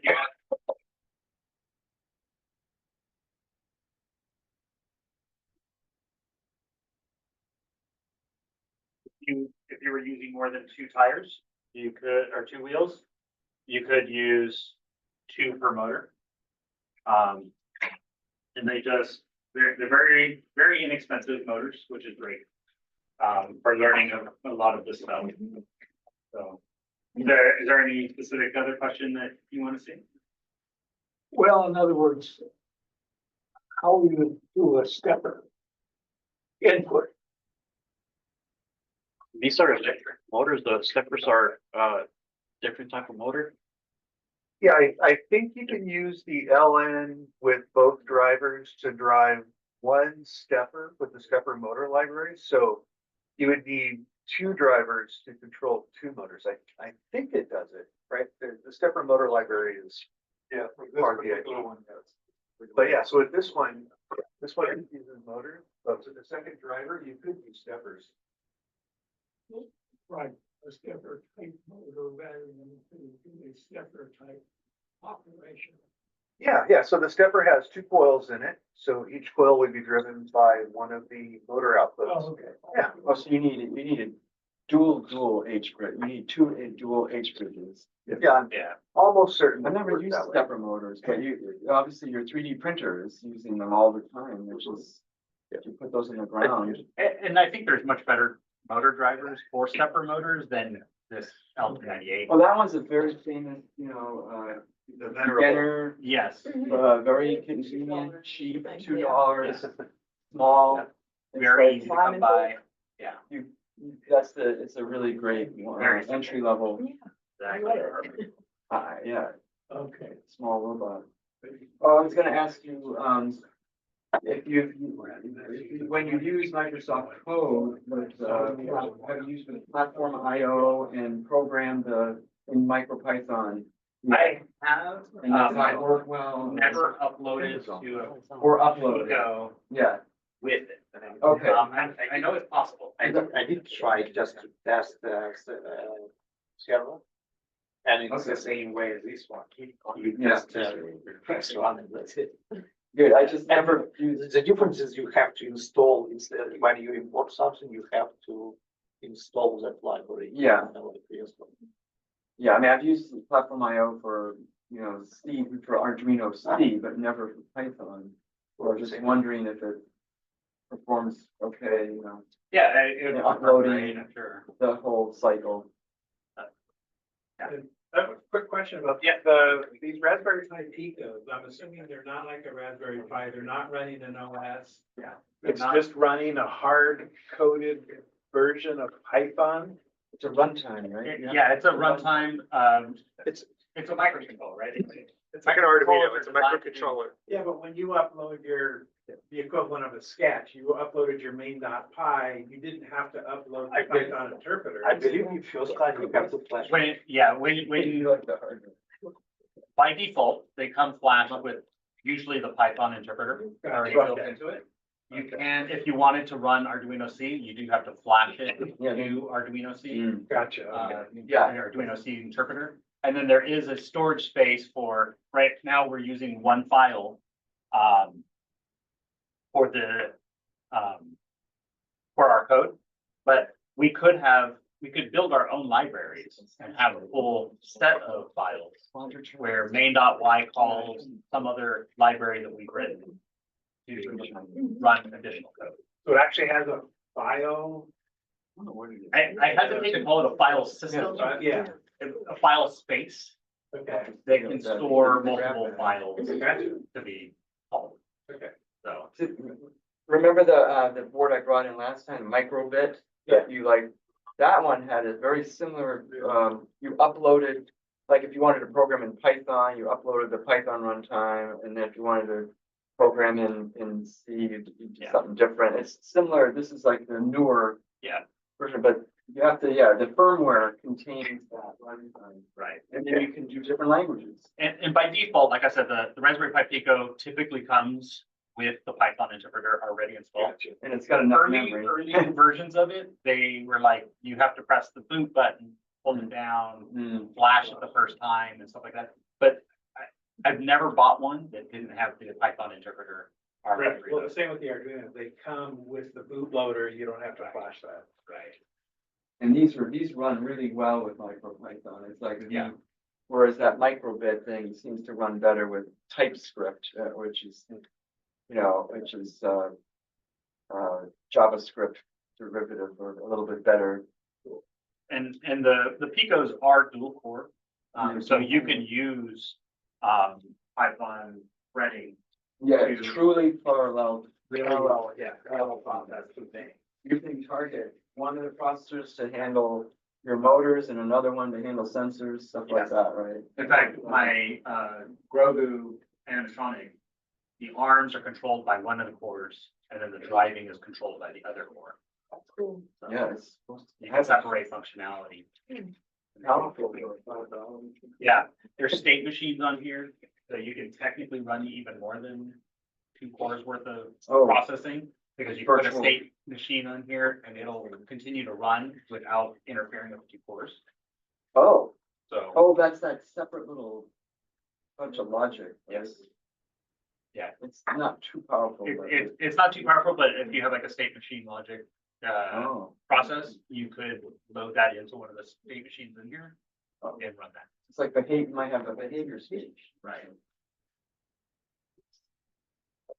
All right, thank you, Ethan. Very cool, Ethan, thank you. Very-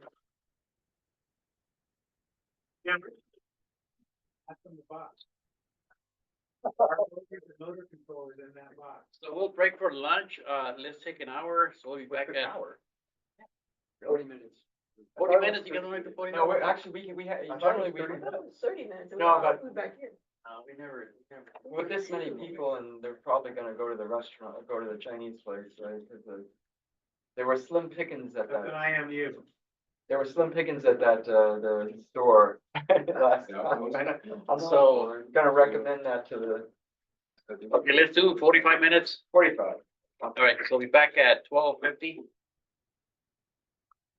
Oh, if anyone wants to see, I mean, I'll do it later. For lunch in the area, there's a convenience store. I want to see the full. Otherwise.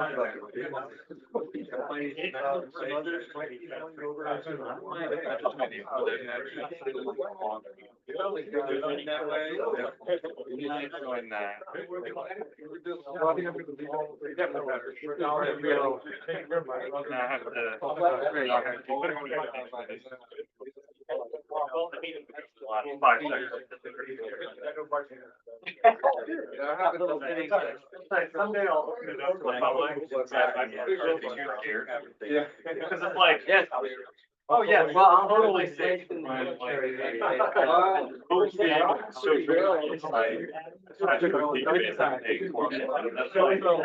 a recipe for the Oh, yeah.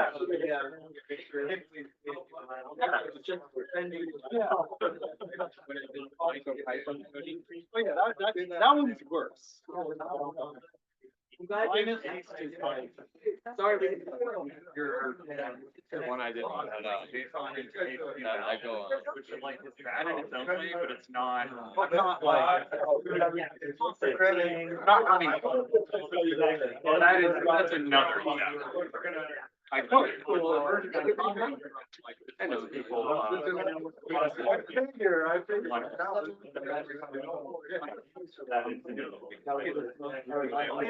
How did it go? On the internet. Secondary. For you.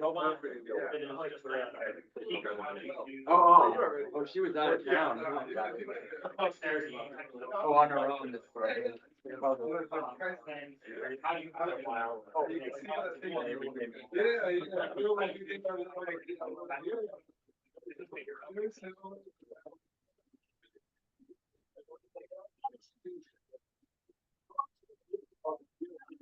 I know, yeah, I know, well, we have to learn more with what we are doing. It's a little easier, but. Walter, can you hear me? So the. Yeah. See, yeah. It is, looks like it, yeah. Got to learn Python for work. Yeah. I think I'm gonna go on. Yeah, I've been playing with a couple little Python kids that are. I'm hungry. Yeah. ChatGPT. I have used it for programs. Oh, yeah. I created one for work. Just started it. Creating code for it. Very nice.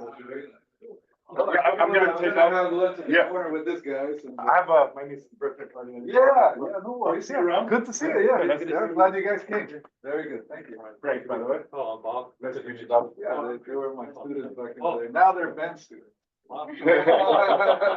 See you guys later. See you. So did you put 12 volts on the motor controller or? I put 12, I put 12 volts to the bus and then the motor controller just plugged into the bus. Oh, okay. So it's plugged into the 12 volt side. It'll accept, also, it'll accept, 5 volts, right? Yes. As well, so. Last night I did all the wiring last night. Yeah. And in fact, I even crimped the wires last night. Yeah. I sent a bunch of kids down to Honduras for some kids to learn how to. build a simple robot. I guess everybody left. Yep, everybody is, on lunch, 45 minutes. Hey, what's that black robot on the wall, leaning against the wall back there? Is that Alan's? I don't know, it looks like it might be Alan's. Do you know? Okay, Black robot. that was a very interesting lecture. I thought that was very interesting. Doing, Tim? I'm fine, thank you.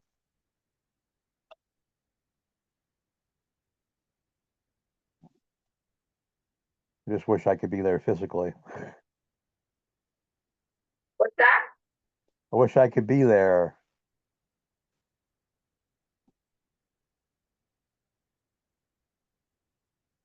Barely made it myself. Yeah, I thought it was pretty cool.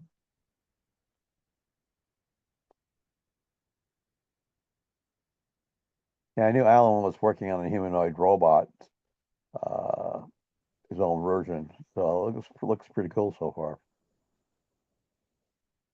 Is that what that is? I'm sorry, I can't hear you. What did you just say? That's what that is? I think so.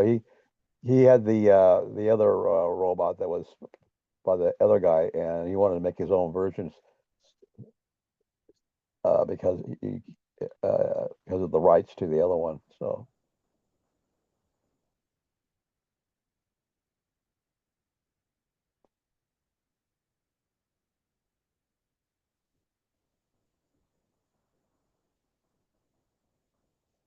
who am I talking to? Trish, Who? Never mind.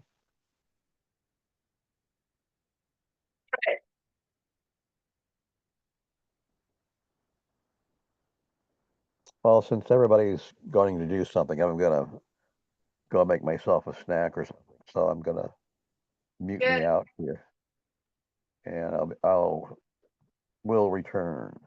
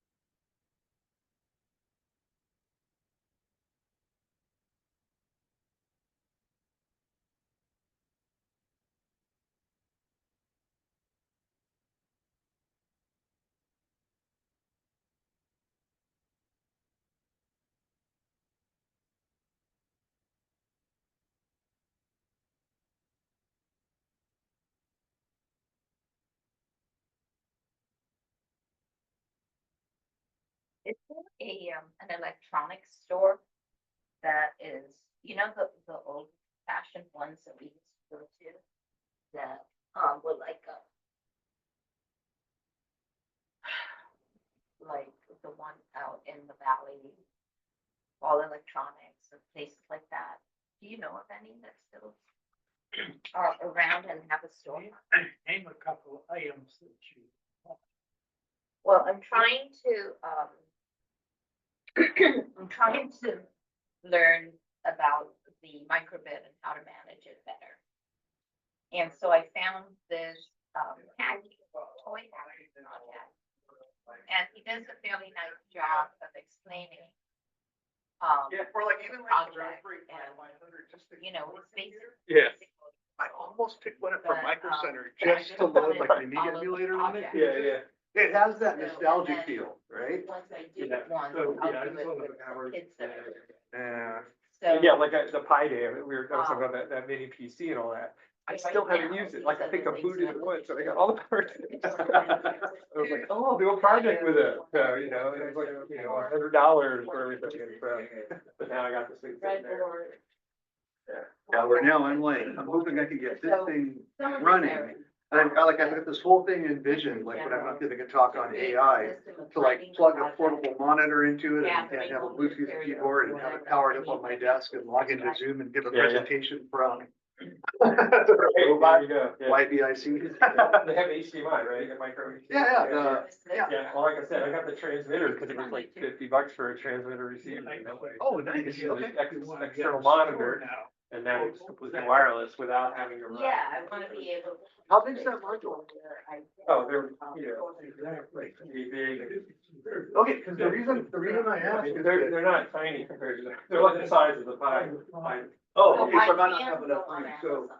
my current workaround is to run a They're cable out there. they're different sizes, form factors. But Just so I can, because I remember everything's that buried we in the used to base, go, so. I mean, I would That's go what up I'm to gonna all do, but if there's like a super electronics. small one that I can fit in, that would be a nice. Yeah, you can take a look on AliExpress, there's like a dozen different form factors, yeah. Okay. You can use the, the terminal software, but that's what I did before, but I just thought, oh, this is cool, I can just do this without running any of the extra stuff. I think there was one down. at- Good, my parts, I gotta actually do something. Yeah, probably, right? Yeah. I'll go back. Right, trendsetter. It probably not giving it like sit in the toaster oven, because it's melting warm, but it isolates it.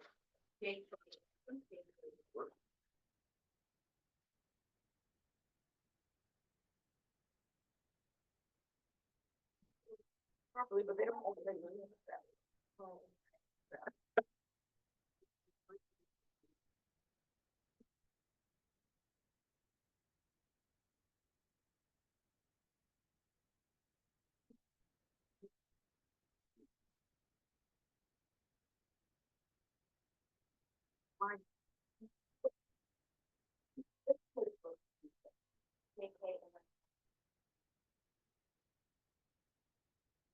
We're live.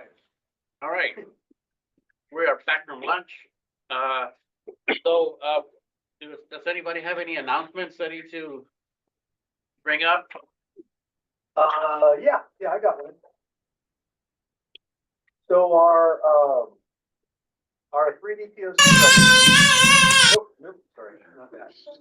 Please no screening children, thank you. All right, now I'm just trying to. Very lucky guy sitting here. That was me. Oh, that was you. So Dom and our Makerspace buddies have a monthly build day, and it's been happening like clockwork every month. Their next one is, and I'll put a forum post up as well to kind of let everyone know, is on Saturday, March 22nd at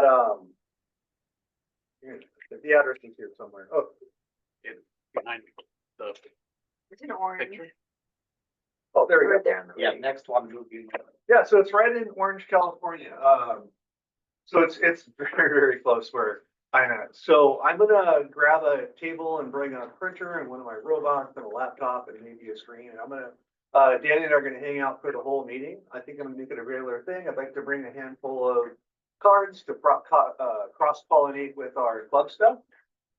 But yeah, it's a fun group of folks. They're getting more and more people attending. And, they frame it as, you know, if you have problems or questions, you know, bring your printer, ask, there's a lot of smart people there that'll help you get it set up and get everything working.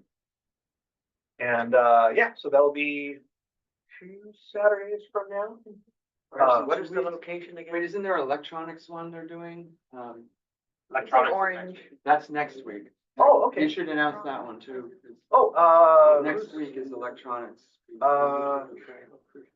Is there a plug for this on our RSSC Not- news group? not yet. I'm gonna put a posting. It's an email. I got an email for that one. Yeah, is it 3D POC that's doing It's not it, or- 3D No, POC, it's, it's Maker Maker. Faire. Just go to Okay. Maker Faire OC So dot, oc.makerfair.com. OC dot Maker Faire. Okay. Yeah, you always know first.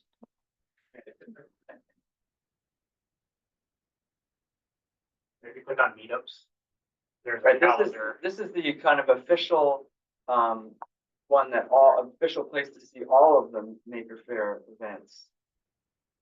Oh, is this the one that I'm supposed to post to for our monthly meetings as well? Yeah, just update us and we'll. Well, Nathan, Oh, I mean. there it is. Ethan Oh. does it. Oh, thank you. So we've got them scheduled through June, I think. Oh, and I used to attend the OC Raspberry Pi one that they, I did too. did you go to the? Yeah, did years you ago go I to used this? to go Oh, to that.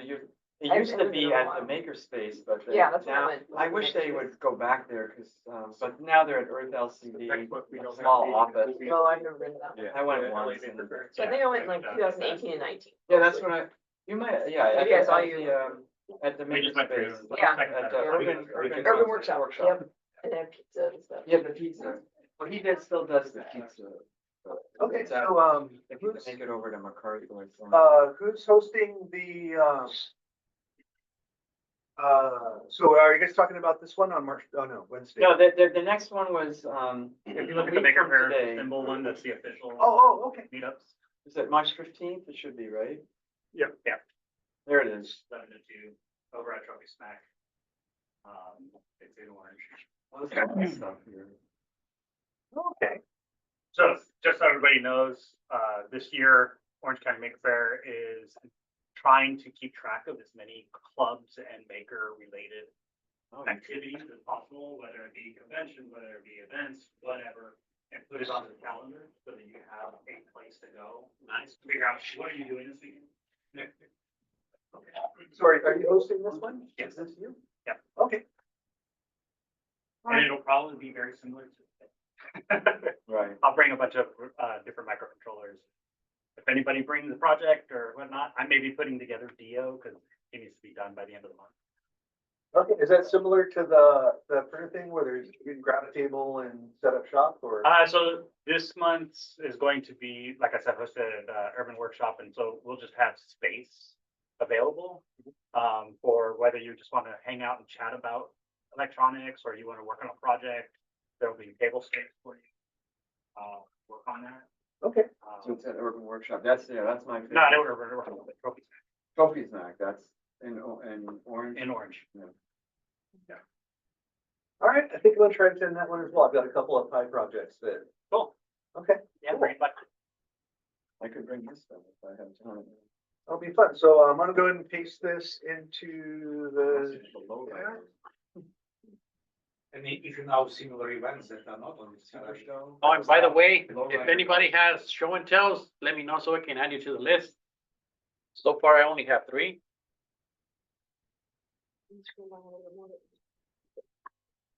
Oh, yeah.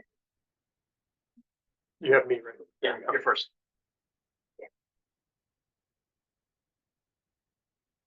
Yeah, it's fun. It's a good group of people. There's a lot of overlap, so I'm gonna at least attend the next 2 and bring, stuff I'm working on. Good opportunity to hang out with like-minded people and talk shop. Yeah, this is a big resource here for all the ones coming up. which Yeah, I is- need to start paying more. It's more than, it's kind of a bit overwhelming. I mean, Too many. I used to get all of them, the ones I subscribe to by email. And some of them I still have never been to, like the one with the numbers D23 or whatever, that one in, 23B. Yeah, the hacker group, the hacker In Fullerton, yeah. bulletin, robot, just hacker electronics. big devices, everything, right? Yeah. You know those guys? Have you been? I do, I know some of them Have you been to their personally. thing? Like, cause they have a Friday potluck occasionally where it's open They house. used to host SparkleCon at their event. It was a maker event that they hosted at their space every year. I don't think they've done it since COVID, but Right, but they do have this Friday thing in person and then they have online. And I'm gonna have to join next one of these times, like every Thursday, they think they do something. Okay. Crash Space up in Culver City, they're pretty active. Oh, that's up there. Same kind of community. Yeah, they have their own space with all the 23B. tools and they have a lot of meetings, yeah. Yeah, these guys are into hardware, like Yeah. building stuff, right? Machinery. yeah, a lot more cyber hackers. Yeah. So, well, Negro Space Patrol. Mag Lab is another one. Not custody here. State industry, that they do stuff. You can see my account. Well, we just went to CNC event there. So you can expand your horizons in some of these related areas, you know, or check them out, you know, cause. Yeah, for sure. Okay, And some of them do robotics too. They're just a side thing for them. yeah, I mean, it's all related. Yeah. Yeah. I'm sorry, these guys can do battle line. They're leaving metal, like, you know, motors and metal. All right, so, any other announcements? Anybody want to bring anything up? Oh, and we want to re-announce that next month we are going to be at the Yes. Maker Fair in Los Angeles and not here. Right, so next, second Saturday, which will be on the 12th. We will be at the LA Maker Fair. I will bring a hotspot, so we will try to live stream from the event. But I mean, depends on how spotty the signal is there. I can't guarantee a good stream. We'll at least stream some parts of it. So yeah, no meeting here in person. We will be at the LA Maker Fair if anybody wants to join. It's online, LA Maker Fair. It's on the 12th. And if anybody wants to come with us, just let us know. If you guys want to exhibit. It's a new location, right? It's Exposition Park. Next to UFC, Yeah. Coliseum. $20 parking. Yes. No fee to get in, no. Just the parking. Yeah, so, we'll probably want to start coordinate like tables and exhibits and stuff. Should we just, Yeah. start a forum thread on Google Groups to make everything public? Sure. Start talking over there? Yeah. Sure. Okay. I mean, it might, it might bore people after, or like, we could take it offline if it gets, you know, more. Well, yeah, I was hoping the opposite. Oh, maybe that will help, yeah. Yeah, no, to keep it up public. All right, so let's get started with the show and tell, starting with Carl. Okay, this is the night show and tell guy. Or. All right. Carl. So, Let's see, so we can go live, I'm not set up, maybe I'm. We're gonna get out of your chair, makes Alan have to work. All right, I'm sorry, Carl, I've got a remote camera just for you, give me 1 minute and then.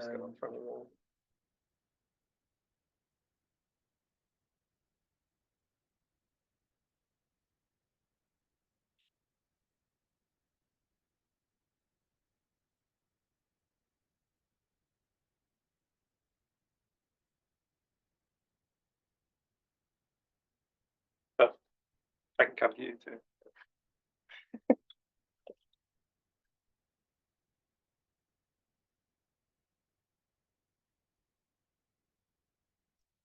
Almost there. There. Yeah, I thought technology was supposed to be faster.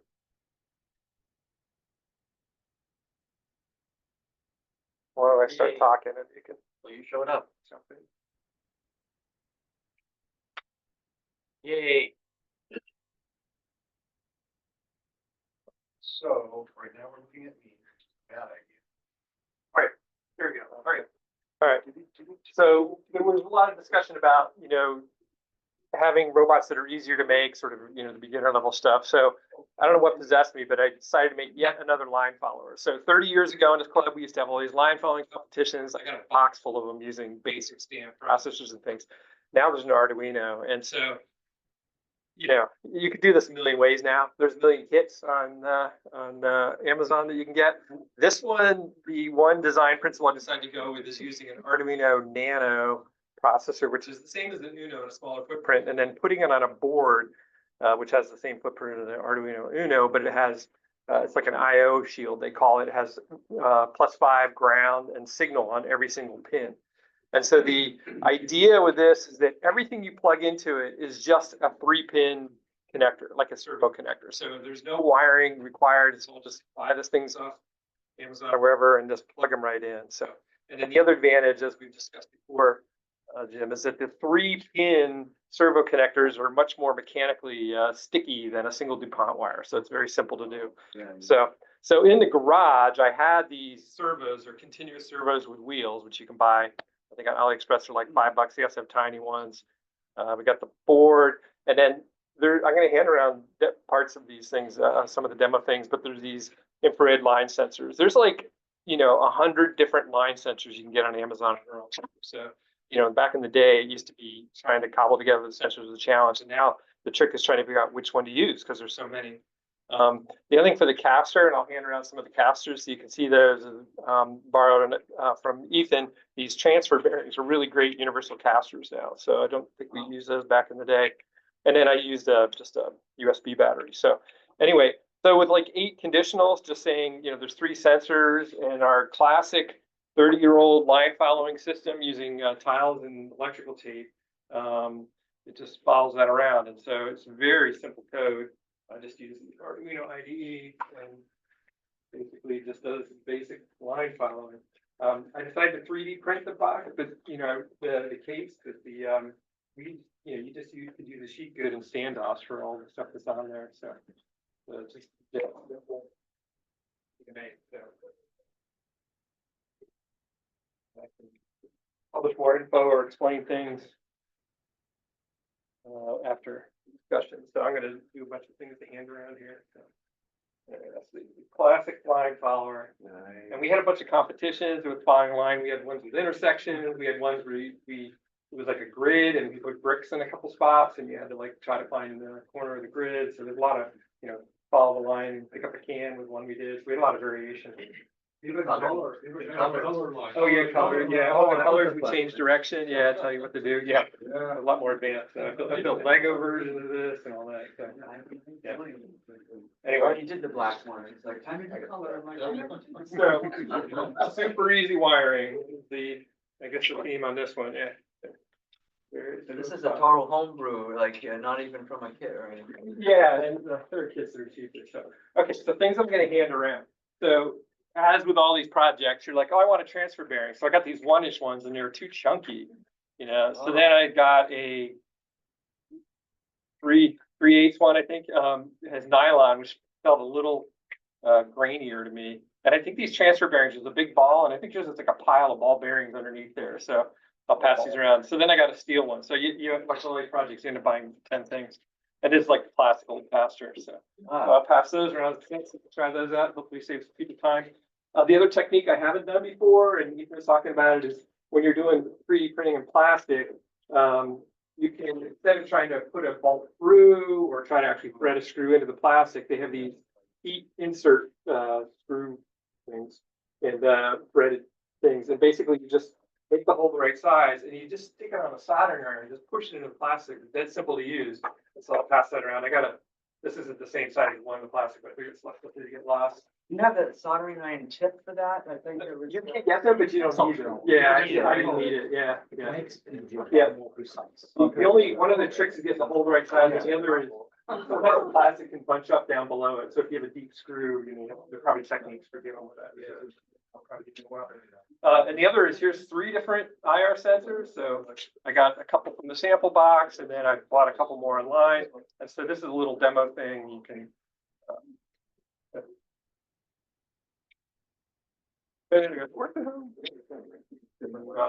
Assuming it's working, I'll pass this around. You can, check in front of it. So it worked at home. Yeah, exactly. All right, well, I'll try to get this working and then I'll pass it around. All right, that's it. I'll hand around a, file to go with it. Try it out. All right, that's it. Easy, easy robotics. All right, thanks, Carl. Yeah. A couple of the last. All right, next up, Alan. Next person. Carl, keep it handed to the next guy. Okay. All right. It's gonna be Alan. Here, sorry.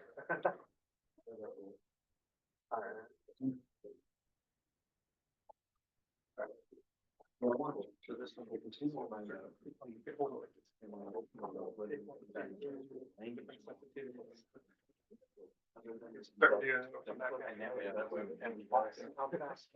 Three different kinds of sensors. There's more than three.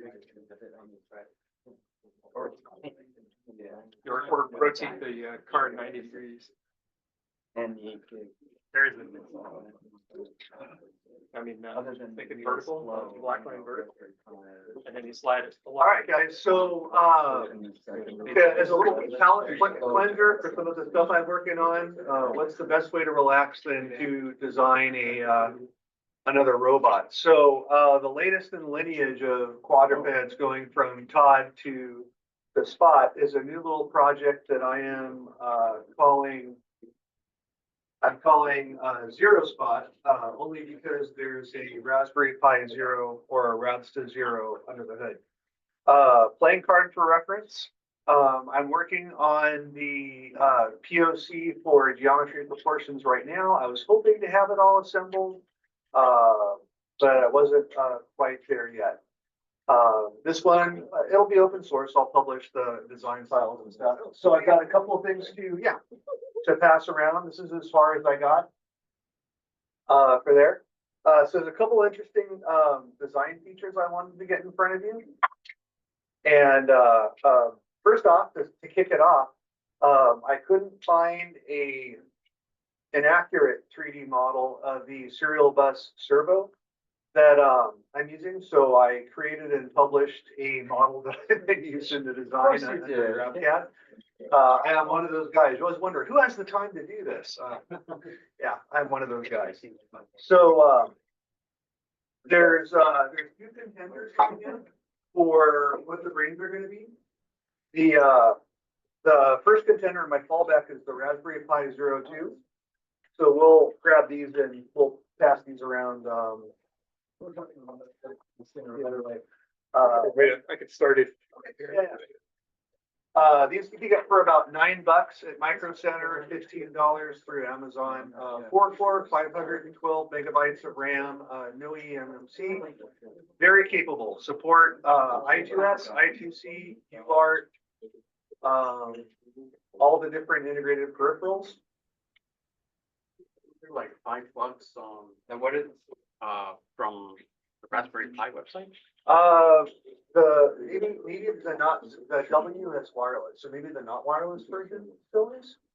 W2. Oh, okay. Only $5 with Wi-Fi? Yeah.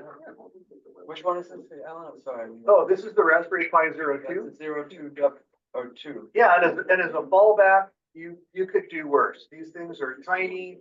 It has all the performance I would need for a mobile robot. Of course, this would be a ROS 2 robot and all that fun stuff. And it runs Ubuntu, or Sergey's 2404. Yeah. Yeah.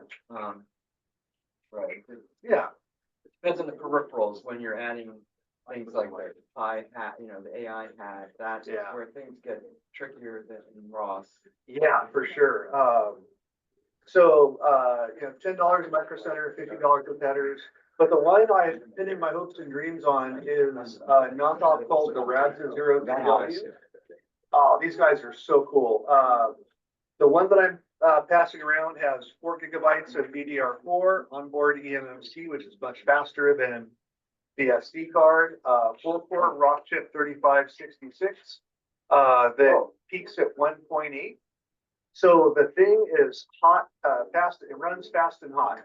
It idles at around 60 C, so you got a higher power draw, but it's, much more performant. Now Very that's dense board. rock chip similar to the Indy Nova, Indy Nova? Yeah, same manufacturer. This one's just like its little brother. Yeah. So it's a little brother, not, yeah, it's the equivalent, but a small, more of a micro. Yeah. Or not, it is a cooling for it. I've got a little heat sink on it and it intelligently downclocks down to 1.1 as it approaches 80 Celsius, so. But you could put a fan on it to prevent it from downclocking. Probably. Anybody know? Yeah, right, plus. So yeah, the hardware is without a doubt way more performant than the Raspberry Pi Zero 2. The challenge is Radsta's software support is pretty crappy. And they have some ancient images on their website. Armbian has a version of the OS with Ubuntu 2404, which I've been using. I'm not convinced I'll be able to get the peripherals to work, but if I can, awesome. And then, then I'll fall back to the Raspberry Pi Zero 2. So with 4 gigs of RAM and a 32 gigabyte eMMC, this runs about 60 or 70 bucks. So it is 4 times more expensive, not 4 times the performance, but boy, is it nice to work with. So over the next month, I'll finish the POC design and get everything to fit. And then I've got to figure out all the hard stuff like the wiring harness. The other fun feature of this is that I'm planning on putting on a carrier board that with the components facing inward. A buck converter, a max power amp for the speaker, and INU. Whoa. And maybe that's it.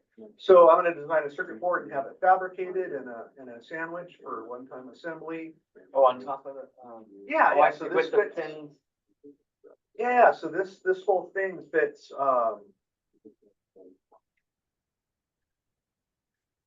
right under between the motors and the bottom of it. So I still have to figure out the wiring harness and a lot of the wiring details. So there's a lot of work ahead of me.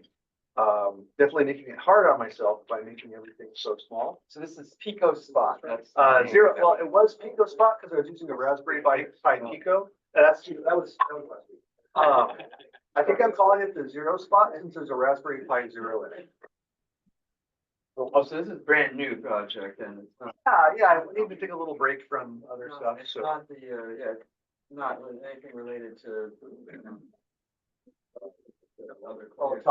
Todd the quad. yeah, This is a quad though. Thank you. yeah, 12-degree freedom, 3-degree Did freedom. you already designed the?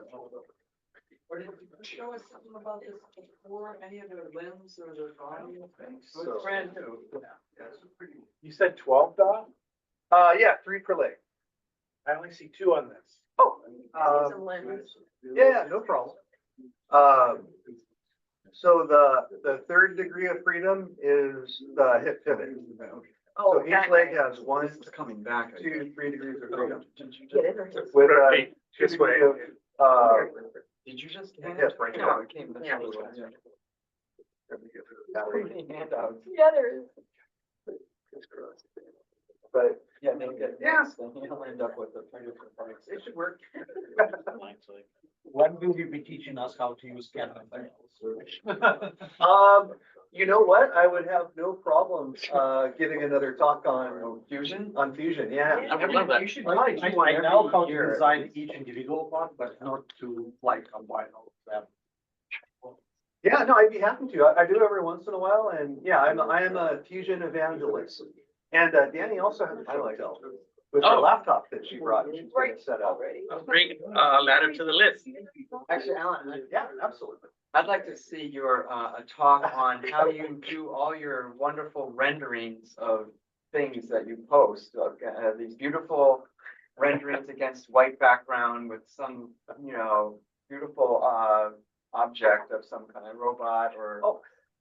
whatever. it is. Yeah, so we'll plan on doing another Fusion talk this year. I'd be happy to do it. But yeah, so I'm hoping to have something more or less assembled for our next meeting. I'm not sure if we're ready in time for Maker Fair, but yeah, it's been a fun little palate cleanser for me in between other projects. Because why finish one project when you can start with two more? Alan, you are not worried about overheating. You are packing it so tight and you have to dissipate all the heat that comes from the battery. Ultimately, it has to be dissipated on the fans or, kind of heat sinks. Yeah, I don't know if the battery overheating was on my radar. So here, let me share. No. I'm not talking about battery overheating. I'm talking about the board, the Raspberry Pi board overheating, especially when you are putting it in the sandwich with another board. Yeah, and plus if I get what I want with the Zero, which runs idle 60-degree in open air, my current game plan is to use one of those cute little heat sinks that passes through the carrier board. And then the fins just barely pointing out the bottom. So it's not a lot, but I'm hoping it's enough between movement and ambient. So this would actually be open. I just haven't modeled it yet. I'm hoping that'll be enough to keep it cool. What's nice is that at least on the Zero, the throttling works really well. So I've done some load testing and I can actually see it throttle down from 1.8 to 1.6 to 1.1. I haven't figured out how to proactively set the clock speed because that would be even cooler just to leave it at 1.1 and not have to worry about it. But yeah, that's my current game plan. And if I have to add a fan, then I'll make it a lot bigger. But yeah, what do you think? Do you think it'll work? Do you think I'll be able to keep it cool enough like that? Or am I being optimistic? Is there an option to run it without that lower lid? To take off that lower panel and have the sandwich exposed to the air. Oh, you mean so in addition to leaving space for the heat sink, leave like additional grills? Well, for example, when you are kind of debugging it, looking at the temperatures and stuff like that, will it be still mechanically solid if you take that lower panel out? And can you run the robot without that lower panel? Oh, without the bottom, like this piece right here. Yeah, without the bottom. Like integration testing. Yeah, probably he'll come to life first in a couple of different ways before he's assembled. So I've got all the components on a breadboard for systems integration.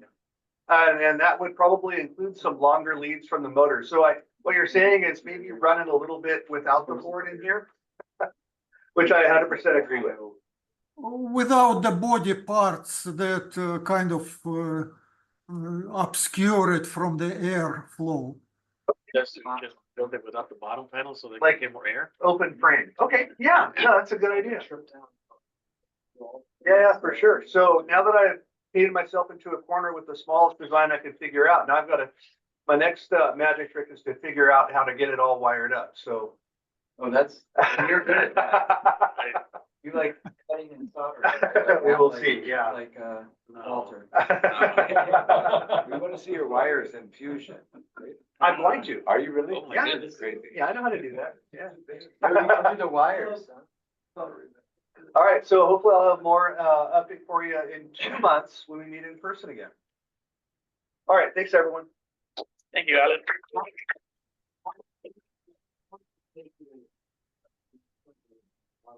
All right. We invested like 12 hours so far. That's good. Here and there. All right, next up is Sergey. Sergey, you're up. Yes, can you see me on the screen? Hi, my name is Sergey Grichin. I'm kind of separated from the club currently with 2,000 miles. I'm in Alabama. And I'm in spirit with you, of course, guys. So And the old timers can recognize me, but I see a lot of new faces, and it's nice to have you all here. Anyway, my current presentation is very short, and it is about the robot that I built. Let me share the screen.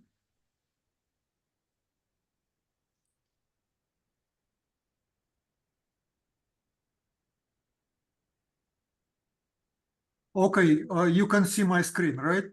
Yes. Okay, so this is the robot. I call it dragger because it was dragging its casters, and kind of the name stuck. What here is, it is built for outdoors.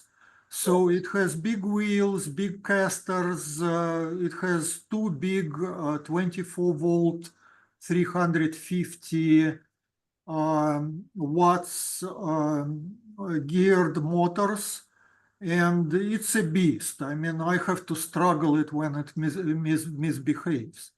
Now, under this panel, there is a Raspberry Pi 5. You can see GPS here. You can see a lot of other sensors, for example, sonars on the corners here. You can see a LiDAR, laser scanner here. It has a travel router here serving as a kind of extender connection point to my home Wi-Fi. And Wi-Fi in general is very difficult to do when you are outdoors. But anyway, I can very easily reach to the guts of this robot. You can see how I do the maintenance on it and a little bit of upgrades. When it comes to to sonar sensors, you see those little sonars here, 4 of them. You can see the automotive parking sensor here. And I basically just tapped into the signal that goes between the parking sensor and its display, and I feed it into the Raspberry Pi, into the rest of the robot. But that's not what I wanted to concentrate on. My talk is about ROS2 and how to make ROS2 with GPS work outdoors. ROS2 is great because you can easily assemble a simulation using Gazebo, and speaking about Gazebo. And you can see your simulated robot like this in a simulated world, and you can do a lot of work in that simulator, debugging behaviors and simulating sensors, and basically debugging a lot of it because before you run that beast outdoors and try to catch it when it misbehaves. Now, what you can see here is that robot simulation in the in the RVs, which is a tool to see the inner operation, to monitor the operation of ROS. You can see several subsystems working here. Of course, I can drive the robot using the joystick, and that's kind of a move very basic subsystem. There is a localization subsystem, and because GPS simulated here is not supposed to be exact, you can see that robot jumping, right?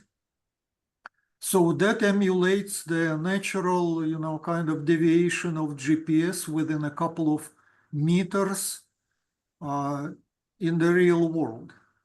So localization subsystem would try to locate that robot in the aerial map. And you can see that I am placing that robot in the real world here, in the simulated environment, but it knows its location in the longitude and latitude in space. Hey, Sergey, I have a question. Okay, go ahead. Is there a way, or have you done it, have you configured the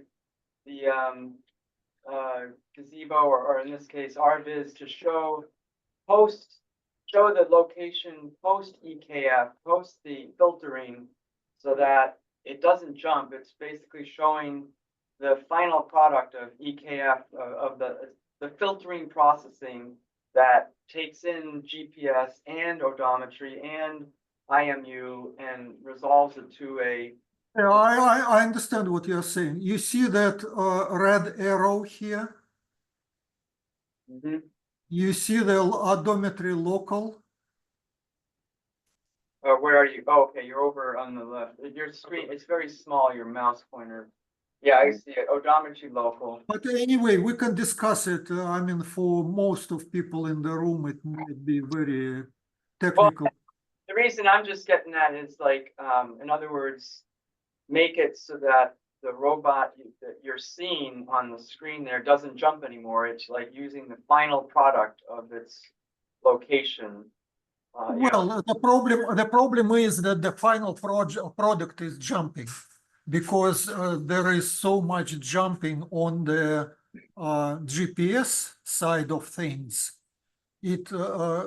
Oh, you mean even after? Because when I read about this and worked on it, they were saying that the jumping is from GPS, but then your other sensor, like a odometry, does not jump, and so you fuse the two of them, and then really it's going to use it's going to basically use the one that's not varying as much when it can. So if the robot's moving, then it's a matter of, is the odometry more stable or the GPS more stable? But when you're stationary, the odometry is stable because it's zero, it's not moving. Well, Jim, what I can suggest is that we open a Zoom session someday, just for us, and we can discuss all these things. But for now, just to answer your question, I clicked on the wrong odometry. That's odometry global that I meant. You see that red arrow? Odometry global is the output of the EKF filter that ultimately defines where the robot is or thinks he is. But anyway, I mean, let me continue on that. So we were just talking with Jim about a localization subsystem and the details of how it works. It is supposed to filter and fuse together the GPS coordinates, which are jumping, and odometry from the wheels, and the wheels are supposed to be planted solidly in the soil of Alabama. So it is not supposed to jump, but after some fusing, the resulting position is jumping.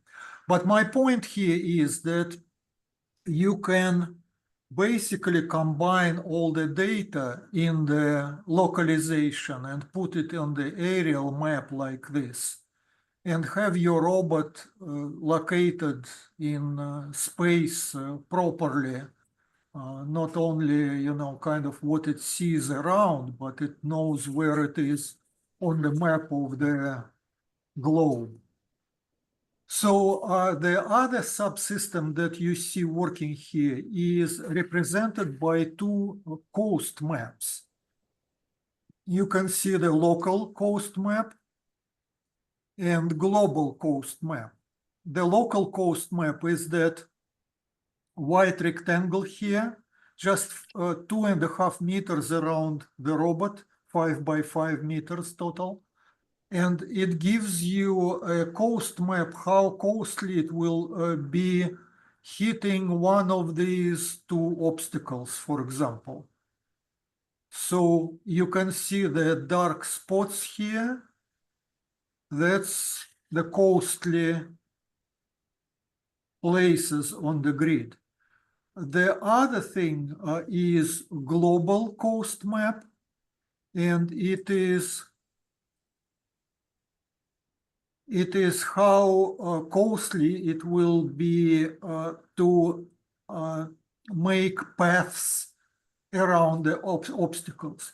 For example, if I go and I want the robot to go somewhere here on the map, you see I'm defining the navigation goal. You can see the line here that is supposed to be the path around the known obstacles. But now the robot will be going around the walls here, and it will be discovering more obstacles. And it will be changing its mind. You see, it changed its path. So there is a planner, there are behaviors and stuff like that. I'm not going to go into the details about it. If you know Ross a little bit or in detail, you will be just enjoying the site here. If you don't know, just that's something to explore. Sooner or later, you will have to build a bigger robot, you know, so it's a nice way to build robots. So you can see the robot in simulated environment going around and ultimately reaching the goal, which is here. And it will position itself the way I was asking it to do that. And after a while, you will see the reached status here. So it reached the goal and everybody is happy. But anyway, that's the simulation. I'll get out of it. And let me show you how it works in the real world with the dragger. So what you see here is a screenshot of my security camera, and you can see that same robot live in the, I mean, it's a video. I don't have it running live, but I'll give you that, you know, kind of idea of how it works in the real life. You can see it on the driveway, waiting for my command. Everything is running, part of it is running on board, part of it is running on my desktop computer. But most of the robot modules, robot nodes is running on the robot Raspberry Pi 5. So let me run it. I'm showing the robot. Now I'm showing the screenshot of my RVS2. It is much messier now because it's real life. Laser is scanning around, seeing my garage, you know, seeing some phantom obstacles because it's bright daylight. But you can see that there is a lot of jumping as well from the GPS. But basically the robot more or less stays in place. Now I'm defining that navigation goal, and I wanted to go like 10 meters in front of the garage, not too far. So you can see it's and I want it to turn around.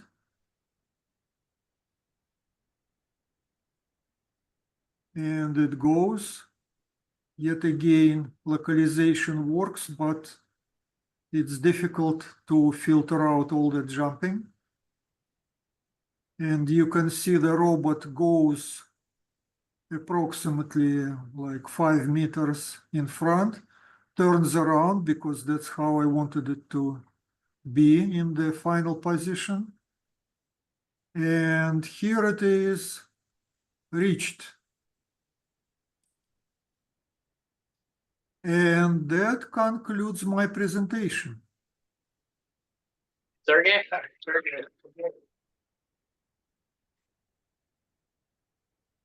Now, if you want to build something like this or just see something in the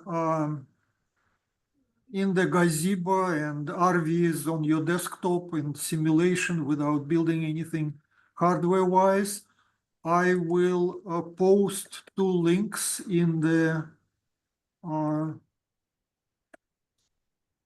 chat. That's link number 1. And that's link number 2. And we have in HB Robotics Club, Homebrew Robotics, we have Tuesdays ROS2 special interest group. And people come there and learn about ROS and just chat about anything they want to do. Thank you very much. Sergey? I have a general question. Does the chat of this video get posted on the YouTube video when you guys follow that? The chat transcript Yeah. is posted, because I post a link to the video on the forum and I'll pass the chat below. The audio transcript is available on YouTube, but not the chat transcript. Okay, But yeah, I always post it on our He forum. posts it posting. separately later. good, because I'm too lazy to write these links down from the chat. Also, if you're logged in, you can save the chat with those three little ellipses. Yeah, that's true too. But I'm not logged in and I'm. Right. really this. Well, for everyone, anyone else, All right, so up next is Danny. then I can. What do you got? For some reason, like, Okay, so click on share.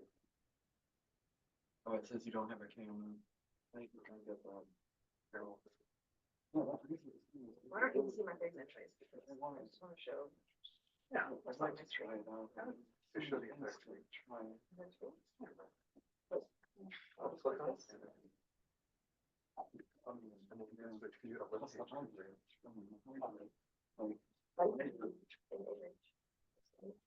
Click on it, so you're sharing your entire screen right now. Okay. So, there's this concept art called DD3 and someone put out, I guess, I don't know if it was Disney or whatever. And, so it's like a droid that they named what he was supposed to do, and then people came up with different drawings for it. And this was one person's artwork that I really liked. And then there's this, YouTuber called Smuggler Room, and he made like a 2-foot sized one of these. So I really liked it. So I made a really small one that was, probably like 8 inches tall, and it has a turning head, and it has a sound sensor and a speaker, so that, and I programmed 8 like randomized beep responses, so he hears you talk and then he waits like a couple seconds and then he has a random beep response back, so it looks like he's interacting with you. Anyway, so I made that like 5 years ago, and then I've been wanting to make a bigger version that has more involved, and so Alan's been helping me with Fusion 360, because my other one I made out of like styrofoam and plastic and molded, that putty stuff that you can, So I wanted to eventually make a 3D printed one. So this one's gonna be bigger than my other one. Yeah, so how big is it? Is it like this size? It's like shorter? this big. 5 inches. Like Yeah, big. football. Yeah, it's tall, but it's like this big across. 4 body. inches, 4 to 5 inches. 6 inches tall? 7 inches tall. Oh, yeah, like that owl in front? How do we do that measuring thing? That tells us the height of it. It's a little more challenging with the domes, so. Oh, okay. Yeah, he's like this big, if anyone can see. Yeah, It's supposed to be like that big. And So- so, 7 inches tall. Like that owl? a little shorter than that, but probably as wide, maybe a little narrow, a little. Yeah, he's little, and so he's supposed to be like a hovering droid. See, you can see this picture. He looks like he's hovering, and so he like follows around the person or whatever. So this underneath is well, I have a donut stand. You know, they're clear, and you can put donuts on them. I don't know if you've ever seen these before. And so that's what my other one that I already made is standing on. So it, you know, kind of looks like he's hovering, even though obviously it's not. I use something similar, like a clear tube. Yeah, it's a clear tube. From like a Home Depot, for my Star Wars, you know, droid, that black droid, Oh, yeah, the probe droid. the probe yeah. one, and look, that's, somebody did that, and So I copied them, because It, it looks, it makes it look like they're, looks like they're floating. They Yeah. just have a clear stand. so, Just use magnets. Yeah, that's, Ah, always have to have the harder way, Chris. so this is, the sound sensor and this is the speaker, and his head is gonna rotate. This one's probably gonna eventually have arms, and possibly this middle piece will rotate as well. I'm not sure yet. And, just use the 18650 batteries, like for the battery pack. And it'll probably just be, Arduino, the little Arduino, because he doesn't need to be able to do a lot. It's like pretty simple. Does he rotate the dome, did you say? Yeah, so the dome will rotate, and then possibly the centerpiece will also rotate, Mm, a little bit, like not all the way around, right, but, sort of twist. oh, like you the know, that is better. I don't know, we'll figure that out. Yeah, good options. Yeah, so Mm. anyways, it's, been fun to be working on him. I'm very, very brand new at Fusion 360, so it's quite a steep learning curve to Yep, yeah. figure this out. Unfortunately, Alan is very patient. You're doing great, I'm excited about it. I don't think I've ever even done a dome. So yeah, my favorite part so far is the camera first. And Oh, and camphorine. Fill it. I Yeah, like love camphors, and that's those. some of my favorite. I want, yeah, I want to just click on every single edge and. Yeah, I know. You have So to use them exciting. sparingly, so. I love it. So we made like different, it was like super fun. All right.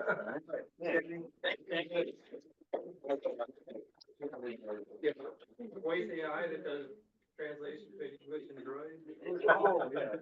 all right, so Danny was the last show and tell, so now it's open floor. If anybody wants to show something, or if you guys have another show and tell. If not, you can turn off the. The recording stop.